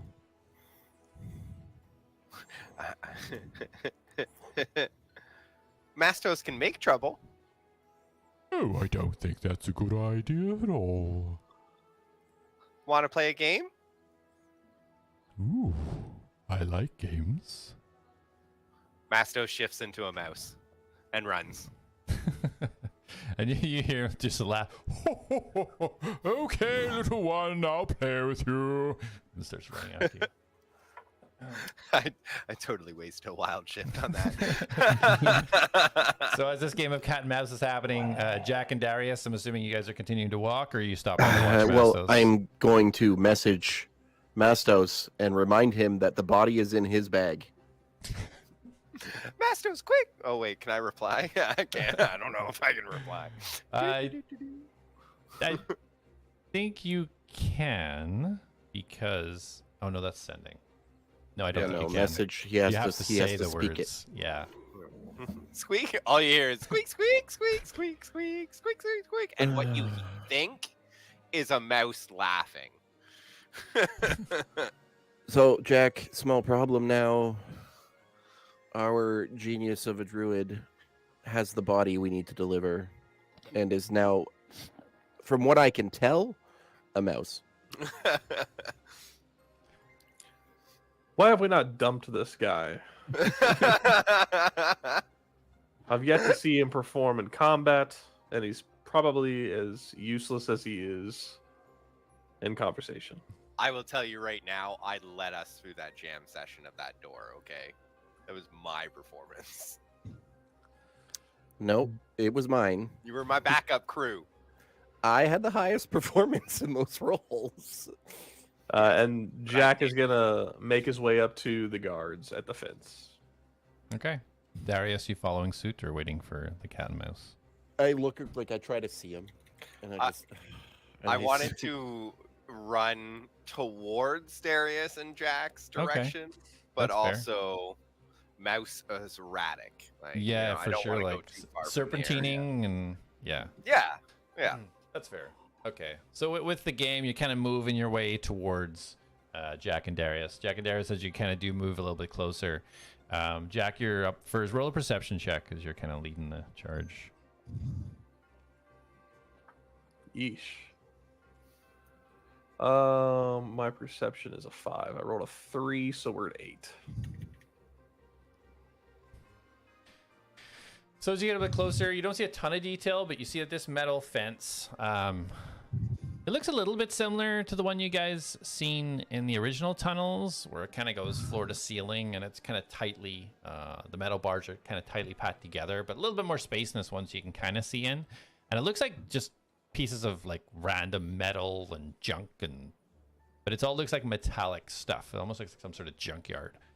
And there's a couple of guards kind of scattered, but two kind of main ones leaning up against the sort of entranceway. It's almost like an arch that's been cut out of this fence leading into this area, and two guards are standing there.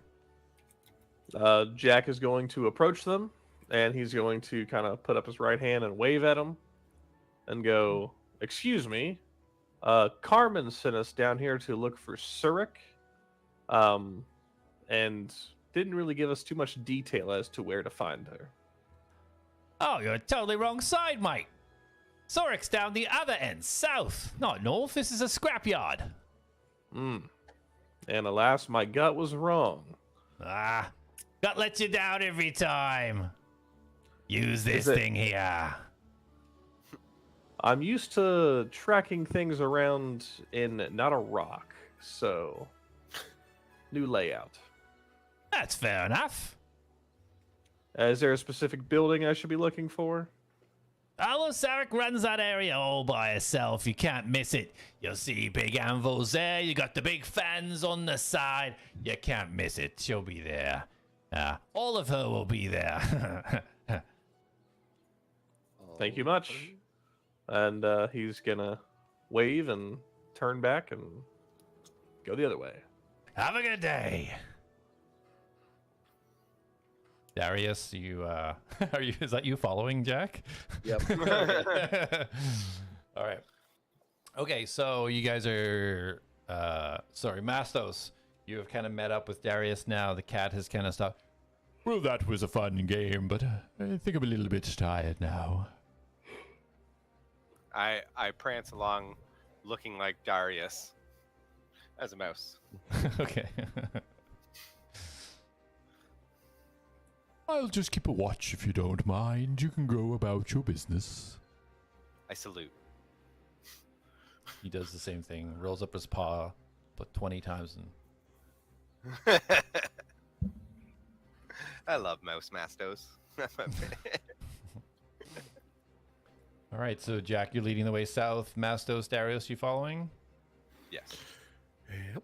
All right, so as you guys head down, the cat does follow, but keeps about 150 feet back behind you. Atlas, so as you turn to go to the south, heading down away from the steaming anvil, as you're moving down, you see on the right-hand side, as you kind of start to turn left, you see on your right-hand side a strange-looking area. It looks like there's some cages. You can see some animals, like some pigs and stuff there.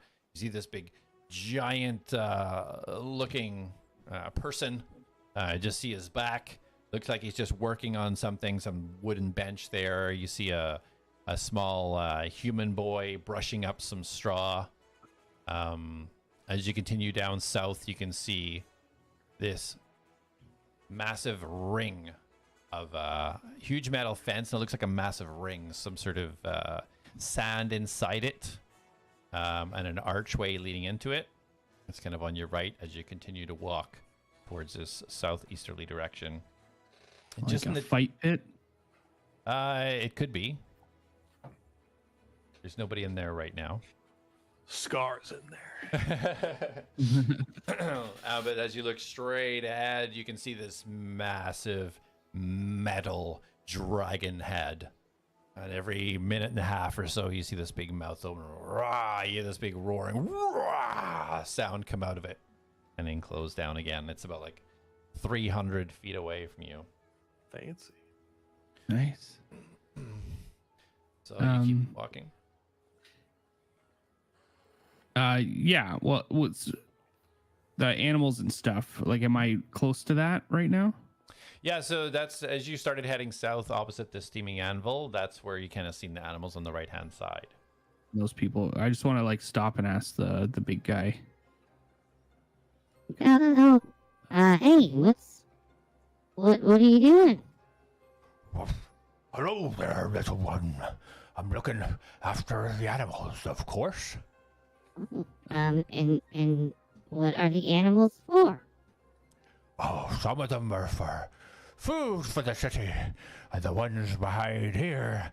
And he points out to this big metal, looks like a solid metal wall that goes like about 100 feet down the edge of this core. Well, they're the ones for the fighting. Oh, what fighting? I'm new here, so I'm just trying to get to know the city a little. Oh, wow, what's your name, if you don't mind if I ask you? Oh, of course, my name is Atlas, and your name is? My name is Bulgar, the Beastmaster. Nice to meet you. And he Nice to leans meet down, you he's about too, 7 feet Bulgar, the high. Beastmaster. Reaches down to shake your hand. He's about twice the size of you, about 7 feet tall. As you look at him closer, you see he's got this like eye patch on one side. The top of him looks like almost like a bear. And he's got this chiseled, muscled chest with fur in different places. Not heavily armored or anything, all kind of leather clad, but a long kind of bear snout. So, for the fighting, yes, when we want to test things that have been developed or made with the modifications, we don't want to do it on each other, so we do it on the animals. Some of the fey animals, some of the regular animals. Whatever we need to do, I take care of them all. Oh, interesting. Do you have any modifications? Oh no, I'm clean, I'm fresh. Oh, do you wish to have modifications? Oh, I'm just here to make sure the animals are well taken care of. Oh, well, okay. Well, you have the rest of your day. May it be blessed with greatness and animals and whatever you like down here. The dragon flagon, that's, I'm assuming, the giant dragon mounted on top of the building over there? You got it right over there. Just keep walking south and to the east, and you'll get there. Okay, well, thank you very much, Bulgar the Beastmaster. Of course, no problem. Head over to the dragon flagon. All right, start heading. So you guys, the rest of the lads, as you're heading south now, you can see the furnaces and the anvils on the right-hand side. Bunch of people working away. There's some little mixture. There's dwarves, there's tieflings, there's a mixture of people. They don't seem to be paying you any attention at all. They just seem hard at work or whatever they're doing. And as you head further south now, you start to see into range this very more structural cut into the outside of the core as you head to the south. It's still about 300 or 400 feet away, but you can see a very distinctive difference in this almost rectangular area that's being cut out at the end. You can't really see anybody from this distance, but does seem to be coming up. Onward. All right, so you guys continue to walk forwards. So we'll switch back. So Atlas, as you kind of start heading towards the dragon, you pass that ring that you've seen, whatever that may be, and come up to the dragon flagon. You see this huge dragon at the top, and you look in, and there's a lot of tables spread out. It doesn't look to be very busy. It looks like the breakfast rush is maybe over, but there are tables spread out. You can see a bar kind of at the back. Very similar setup to the Rusty Mug, but it looks a lot cleaner. The decor is a lot more finished, but you're kind of standing at the entrance right now. Okay, I'm gonna head in. Okay. Roll a perception. Not good. 11. 11. Okay. Yeah, you see a couple of patrons. You see a guy on the far left at a table. He's just sitting there, kind of twiddling his thumbs, playing with a coin. There's a couple of cups sitting in front of him. He looks pretty bored. On the right-hand side, you see a couple still eating. They got some papers stacked up on the table, and a couple of kids. But a little bit closer to the bar at the back, and they just seem to be sitting there playing some sort of game with a little ball, pushing the ball back and forth between. Okay, the couple that has like papers on the table, are they going through them, or are they just sitting eating the papers, or like kind of just sitting there? They're just sitting there and they're just eating. Okay, I'm gonna go up to the bar. Okay. And yeah, I'll talk to the barkeep.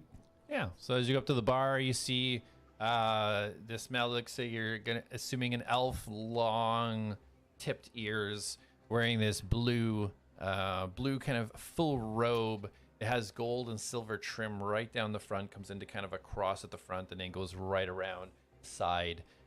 This beautiful leather belt that's tied at the middle, but it has these little gold studs that line it. Right at the end, you can see this little dragon head at the end of the belt. It's like, welcome. How can I help you today? Oh, greetings. I'm Atlas, and I'm new to town, and I just wanted to grab some beverages. Absolutely welcome to our city, and thank you for visiting the Dragon Flagon. What would you like to drink, and I'll be happy to help you. Dagmar, at your service. Ooh, Dagmar, nice to meet you. Well, I have recently come into some money, and I'm happy to treat myself. So, what is your finest drink? Oh, nothing but the best for the new Mhm. customer. Let me Please. take a look and see if we have something special in the back. Now, may I ask, do you partake in alcohol or non-alcoholic beverages? Oh, really, either or. Whatever is, the most tasty and the finest that you have. Sorry, what was your name again? My name is Dagmire. Dagmire. Perfect. Okay, I'll be right back. Let me see what we have for you. Something special. Perfect. Thank you very much. So you see him get where the bar is. There's the stairs that lead up, and he disappears kind of behind the stairs where the bar connects to it. Okay. So while he's gone, I want to take out. So I have a pouch of gold. I can't remember who I looted it from, but I have like a physical pouch of gold. I want to put 30 pieces of gold in it, and I want to while he's gone, use the dagger that I have to like kind of make a couple X marks on a bunch of pieces of the gold, like kind of like scratch an X mark. Okay. And I'm putting that in the pouch. Okay. And I'm gonna tie the pouch to the outside of my person. Okay. Sounds good. Yeah. So he's in the back looking for something special for you. Okay. As that happens, so guys, you now come the other Atlads. You now get closer to this area. Let me And Mastos. and Mastos, of course. How could I forget? And I didn't see him. He's so small. Not Yeah, an man. Atlas. When you did the intro today, I wanted to be like, well, I'm not really an Atlad yet. Like, it's the Yeah. Atlads and Mastos. Right. So true. Okay, so as you guys get a little bit closer now, you can see all of you rolling a perception check as a mouse. Ooh. It's okay. It was an @1. I critted, so 25. Okay. 11. Crit your perception. I see all. I just imagine like he looks and it does that like. Yeah. I see sounds. In your eyes. So yeah, so as you get closer, Jack, you see it first. As you start walking, you kind of come in a bit of an angle, but this is the deep southern end of this core. As you approach this area, it is all carved out in smooth stone. It looks clean and pristine as opposed to the kind of dusty rock surface that you walk through the entire city. You can see some sort of wagon with some strange kind of cage and some sort of contraption on the back of it. You see 3 kind of seating benches, but they look like they're made out of some sort of marble. And as you look forward, there's 2 big, massive machines on either side of this sectioned off area that you really don't know what they are. You see some strange anvils that remind you of anvils that you have seen before. These bigger ones, a lot bigger than what you would see normally used. And you see what looks like 4 figures. Different places. There's a little desk off to the side. There's one cross-legged stationary kind of in the center, and 2 other figures. One standing at an anvil, and one seems to be at the very back of the area. Jack would probably approach the person at a desk. Okay. So this person at the desk seems to be writing, moving over documents, looking, reading. Jack will approach and go, Carmen sent us down to meet with a Cleric. And this person turns around now, and you get a closer look, and you can see that this is a tiefling. Long purple hair coming down just past the shoulders. Dark kind of black leathers, certain metal in some places. But the most prominent thing is like this eye patch that she has, and it has this metal kind of symbol on the eye patch, and you can see metal almost kind of reaching out from underneath it. And she kind of turns around. My apologies. Could you repeat that, please? Carmen sent us down here to find a Cleric. We have something to drop off. Yes, I can help you with that. Any of us can really. And she lets out a little bit of a chuckle. Darius and Mastos, as you get a little bit closer and look over while Jack's talking, you notice that the 3 other people look identical to the person that Jack's talking to. What is it that I can do for you? What does Carmen request of Cleric? Carmen informed us that there was a murder a day ago or today of a older gnomish lady. Yes. I would like to inspect the body and do a comparison on a bite mark. And then we're also here to drop off a body that was found. So you're here to investigate the already murdered gnomish lady? I thought that's what I was doing. Carmen relayed some information about a drake attacking this person. Yes, bite marks. Yes, Bulga did say that it did indeed look like some type of drake or perhaps dragon due to the size of the bites. We're not quite sure yet. Well, you can't tell it right now, but I am in possession of a drake. So Carmen believes I am a likely suspect. But the body we found has bite marks in it similar to a drake, but the bite marks are much larger than what my drake is capable of. So I would like to compare the bite marks to, in turn, show my innocence in this situation, because I have yet to sick my drake on anyone, especially an old gnome. Indeed. So a comparison of the matching up of bite marks to see if it was the same assailant between the two, and to perhaps vindicate yourself of your drake in comparison to the teeth marks that this would leave if it did such an attack. Yes? Exactly. Indeed. Okay. So where is the body that we are to compare and investigate? I'm gonna point to Mastos and be like, "Now's your chance, buddy." I salute. Squeak! No, you need to. You need to turn back into yourself. You need your bag. Squeak. Squeak, squeak, squeak. And Mastos slowly rises up on his little squeaky mouse legs and kind of like slouched. As he's head about to down. do this, Jack is going to say this mouse is about to turn into a full-grown man. Do not be alarmed. Shapeshifter. Very well. I appreciate the warning. Shit. Should just like wear a sign or something. My friend shapeshifts. I'm Straight a up. shapeshifter. Yeah, he comes up and he's slouched and he's like, Mastos is having mouse fun. Mastos reaches for his bag. If you want to keep having mouse fun, we need you to cooperate. Otherwise, we're going to end up locked up and not able to have any fun. Pardon me, is the body within that receptacle?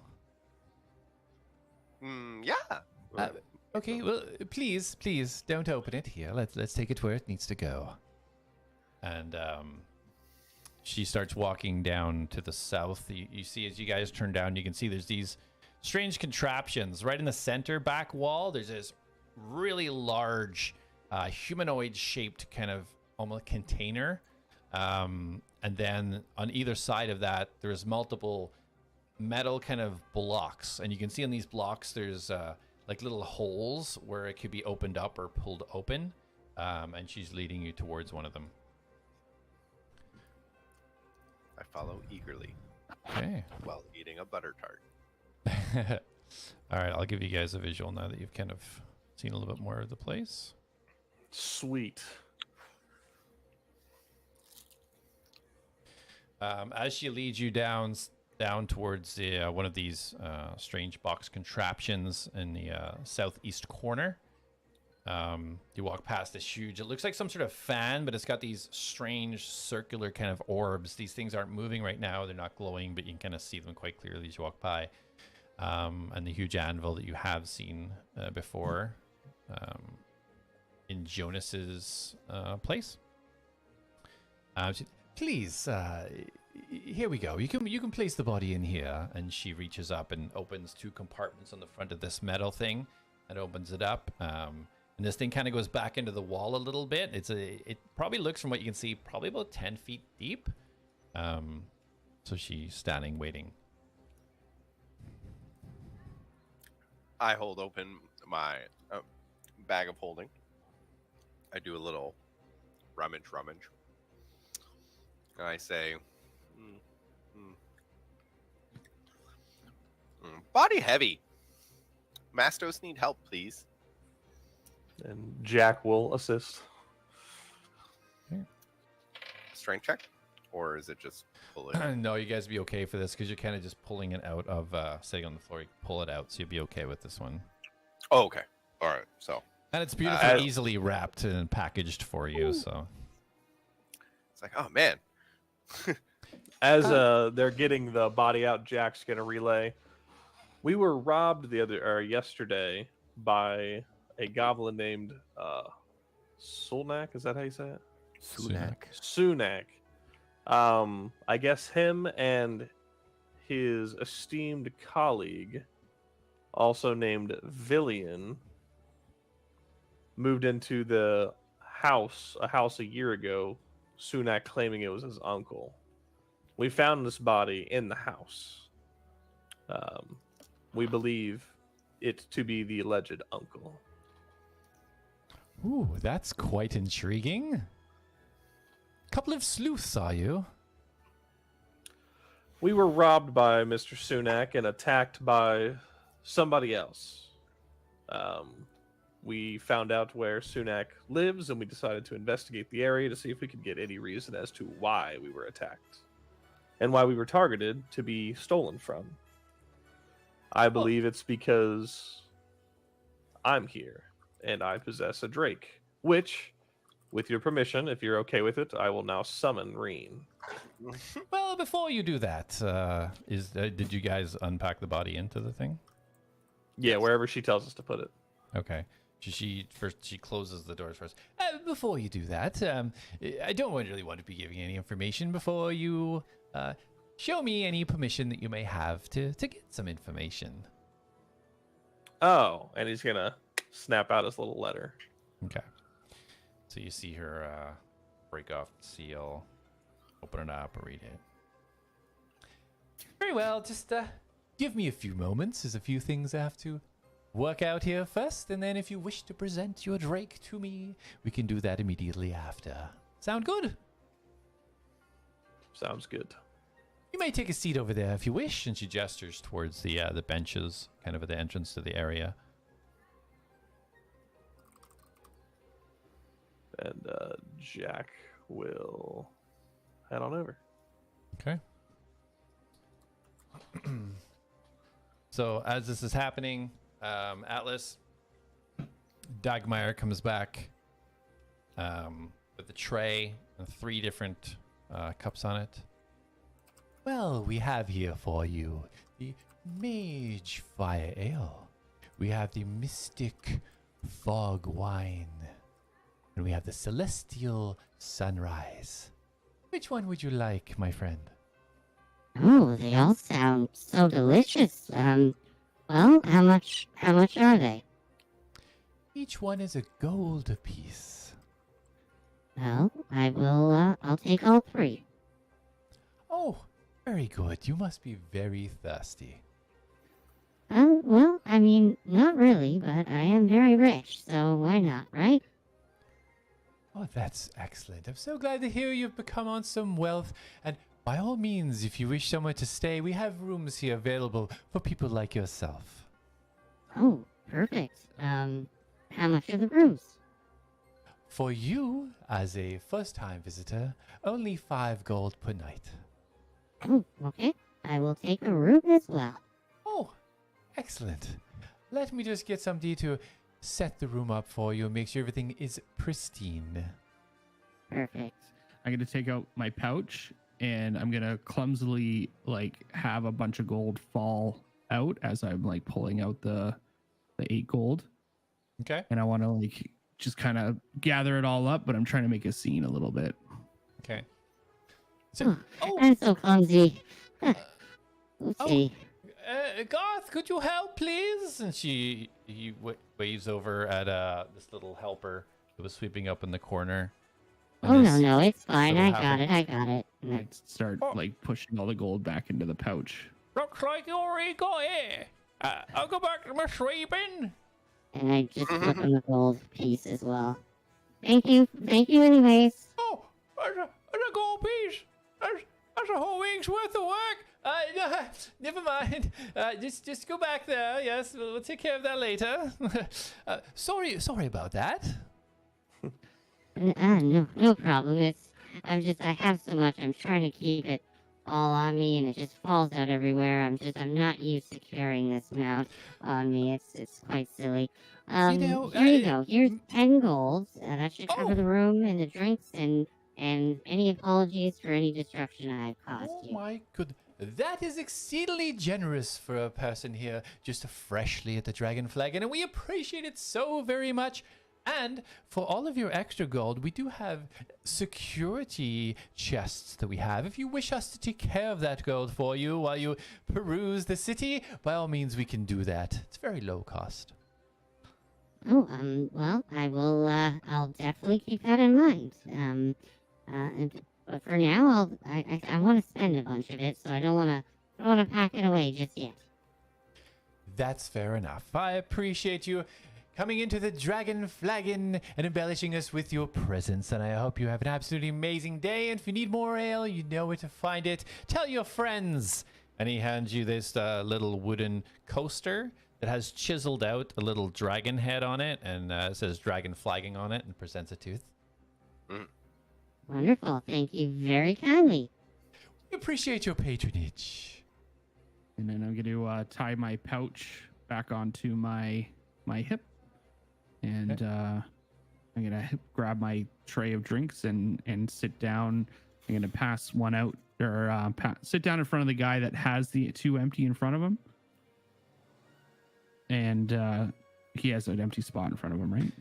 He has the guy with the cups. Yeah, he does have a mug, but the cups are like golden tumblers. It doesn't look like they're for drinking. Oh, okay. Oh, okay. Good evening, sir. Mind if I join you? You can definitely join me. Have a seat. Oh, well, wonderful. Do you like these drinks? It's a little bit much for me to enjoy by myself, but if you'd like to share, I could pour some in one of your fancy cups. Is that a celestial sunrise? Oh, I believe it is. Yes. If you don't mind, I'd like to indulge in that. Oh, sure. Would you like me to pour it in that little cup you got there? Oh, not these cups. These cups are not for drinking. These cups are for playing. Oh, what are they? What do you play with them? Oh, we play cups, of course. Have you never played cups? No, I've mainly just drank from them, and to be pretty honest, I don't really need to do that, so, I'm happy to play along. Just 1 second. Dagmire, can we have an extra cup here, please? The drinking kind, not the playing kind. And you see it nod the head and just waves a finger over, and you see the little halfling shuffle over again. Like, there you go. Here's your cup. Oh, thank you. What was your name again? My name's Bert. Oh, thank you, Bert. How long you worked here, Bert? Too long. Is it Bud? Back to work, please. Come on. Don't bother the customers. Thank you, Bert. All right, see you later. Comes off. So, I'm gonna pour some of that drink into the cup and hand it to him. Okay. He takes it. So, what's your name? My name is Qua. Ooh, Quar, that sounds exotic. It is very exotic. Ooh, interesting. Do you live here, Quar? I do indeed. Where else would you rather live but the magical city of Siniculam? Yeah, you say that. You say that nice too. I like that. Very smooth. Yeah, no, it's great. You're doing well. So, well, like I said, I'm new here and I'm looking for fun and I'm coming into some money and just, what's some good things to enjoy? You said you play games with cups. What's that about? Oh yes, Cups. It's a phenomenal game, and you see him. These four kind of he separates two. It looked like two cups. He separates them as four now, and you see like in a blur of motion, he just flips the cups up around and swivels them, and then in like half a second, they're now stacked up into four cups again. It's like, oh, it's a phenomenal game. Usually we put a little bit of coin on it, you know. Oh, wonderful. So what? How do you play? So before he explains how to play, we're going to switch back to the other outlets. And Mastos. And Mastos. Oh, poor Mastos. It's okay. I'll be group leader one day. So, yeah, as you guys are kind of sitting waiting, you see Sarek, they kind of closed those doors and kind of ushered you off the seat. She stands still there, kind of watching this cube. And you see the figure that was cross-legged in the center for the first time now stand up, and she walks over to this blue kind of cube that is mounted on the pedestal in the middle. And she closes her eye and kind of holds it and is just silent. And over the next few minutes, you see her kind of move her fingers in certain shapes and certain ways. And as she does this, as she starts to do this, the huge circular machines on either side of the room, they start to hum and move slightly. And you can now see these kind of red glows pulsing on each side as it starts to rotate. And as she kind of focuses and just keeps moving her hands. And this continues for a few minutes. It seems like a lot of work for Speak and the Dead guys. Sorry. And let them do their thing. She takes her hands away and she kind of takes a few steps back and she sits down cross-legged and kind of bows her head again. And then the one that you spoke to previously walks over. Okay, well, it's been confirmed that the bite marks are indeed the same. Good. Well, not good in the fact that someone died, but closer and closer to making sure they know it's not me. Us. Well, I would say so, as I inspect Mastos not with you. Where's Mastos? Not in that land. Not now, lad. You guys alone on this situation. I hate to point it out with you, buddy, but you were physically with us when all of this stuff happened. Mastos is a figment of your imaginations, collective hallucinations. I'll make my full report and send it off to Carmen, and I'm sure this will exonerate you of this particular murder. I can't speak to any other ones, of course, but the degradation of this particular corpse in comparison with this corpse is obviously the same type of bite, and if you only arrived within 48 hours ago, then this couldn't possibly be you. I think you're fine. Well, you passing that information on to her will be a great relief to us. On that, is there anything we can do to help you further this? Oh, this isn't usually my job. We don't usually get much of this. So it was a pleasure to help the Nolja guard. But no, this isn't quite my work. I'll just get back to my regular studies for now, I think. Thank you, though. Are these your twin sisters? I wouldn't quite say sisters. What would you say? Well, we're all the same, really.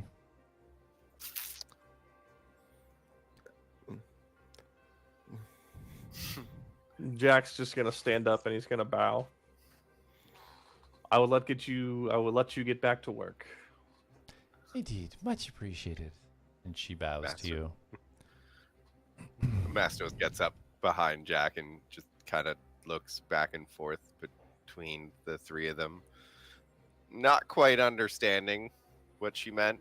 But like me personally, I'm like, clones? Are these guys clones? And I'm gonna start walking out while Jack's still bowing. Okay. Darius? This entire time that was happening, he was like, he just turns around and leaves. I felt in this situation. Yeah, it's complicated. Oh no, you don't even understand what he was thinking. He was like, "Oh man, I can have so much fun." No, Yeah. there's a time and place. So you guys are heading out of the area? Yes, Jack is. Yes. As I'm about to leave the door, though, I stop. I'm like, "I'm really sorry. Could we just get like something in writing that you've checked this and it's good?" I know it seems like a lot to ask, but we've had a lot of weird shit happen to us recently, and we don't want your report to not make it and something go bad. Of course. I could essentially duplicate the report, give one to you, and then we can have one go to common. How does that sound? That would be perfectly appreciated. Thank you so much. Very well. And she heads over to the desk and starts writing. My apologies. Who am I making this? Well, names? We're the Atlads. I'm Darius. This is Jack. I kind of point out the door to him, and then this is Mastos. There is one more of us named Atlas as well. He's just not currently present. You immediately see all three of the females disappear. And the female kneeling down cross-legged in the middle immediately stands up. And you see her head just flickering. What do you mean, Atlas? How do you know Atlas? How do you know Atlas? Answer Atlas my friend. question. Atlas friend. Mastos, shut up. She starts immediately walking directly towards you with an angry look. Why are How you look do so you know angry? Atlas? Tell me immediately. I will answer your questions. You got to answer mine. One for one. We can be chill here. She reaches out and grabs your collar. Oh. Hello. Tell me how you know the name Atlas. Well, I know the being Atlas. That's how I know the name Atlas. Where is he? Why? Where is he? Listen, yelling at me is going to change nothing. She I am willing. She what? She say she shivs me. She tries to push you. Shiv was way better. He tries. Roll a consensus. Roll a acrobatics or athletics. Where's my sheet? I'm proficient in one of them. 17. Okay. So she tries to shove you back, and you kind of just resist it. Just pushes your shoulder a little bit. Whoa. Listen. Okay, first of all, I'm not going anywhere. We can actually have a conversation. You don't need to be aggressive. Normally, I'm into it. But why are you so upset right now? What's going on? How do you know Atlas? She takes a step back, and she holds her head. She's like, this can't be right. This can't be right. And she just turns and she starts storming off. Wait. Do you know Dr. Elias? And her head just spins around immediately. How do you know Elias? I mean, I just told you that I know Atlas. How do you think I know Elias? And to be fair, I don't know Elias. How do you? And she swings her head down. And then she just bricks it. She starts running. I'm going to cast suggestion, and I'm going to suggest that she tells me everything she knows about Atlas and Dr. Elias. Okay, what's the DC? 15. And I think it's wisdom. Let me double check.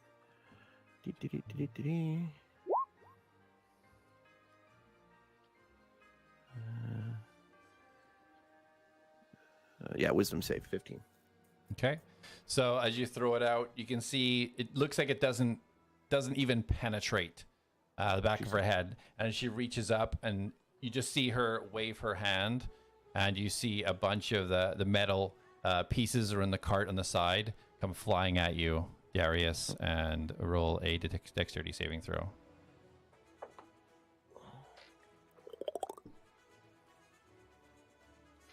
Dexterity. Dirty 20. Dirty 20. Okay.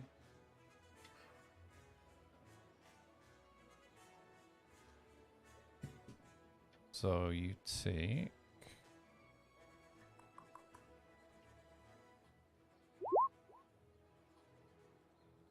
take 4 points of bludgeoning damage. You Ow! just see it, Jack, you see it suffer! coming towards you, and you're And, ducking out of the way. Okay, so I'm going to yell that as I do that. As we go, do you want to roll initiative for this as we go into this, or do you just want to go back and forth? Are you going to... well, what did you want to do next? The Maximilian's grasp. Okay, roll for that. I don't know if I roll for it. I think it's another saving throw. 1 second. That you were trying That's to grapple them, I think. It's like an Yeah. attack.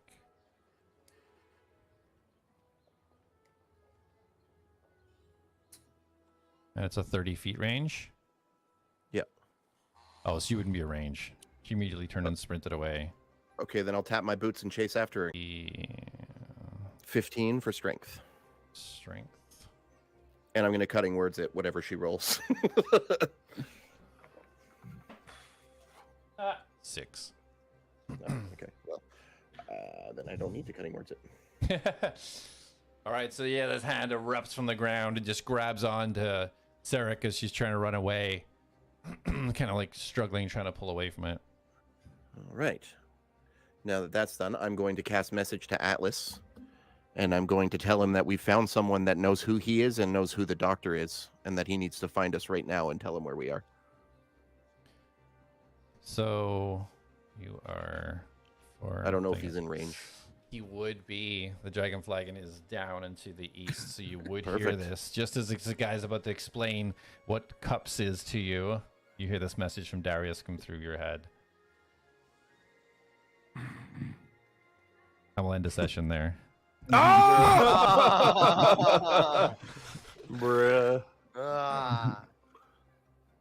King of cliffhanger. Good session. Is he gonna stay and play some cups, or is he gonna go upstairs? I just picture Atlas going, "Tell me all about this game." All right, I gotta go. Great game. Goodbye. Awesome. So we're gonna be. Is everybody in for that bonus session on Friday? Is that a thing or no? Next Friday, right? This Friday. This Friday. Yeah, right. No, it wasn't. I thought it was next Friday. Next Friday. Yeah. Is everybody able to do that? Yeah, I'm good. I will have to check because normally Fridays are my D&D. Right. So I'll have to see if they want to move it. Okay. Which it probably won't be a problem. The only thing is the person that joined is out of town. My coworker. So if he is not going to be back in time, I don't know if he's going to want to try it or not. All right. Well, we'll figure it out. Yeah, you guys might want to do chains or this. We'll figure that out. But so we possibly might be back on Friday then. Chains. If not, definitely Tuesday. Well, if we do this, I'm available Friday. Yeah, for sure. All right, guys. Thanks for watching the session. Hope you enjoyed it. We'll see you on the next one. Take it easy.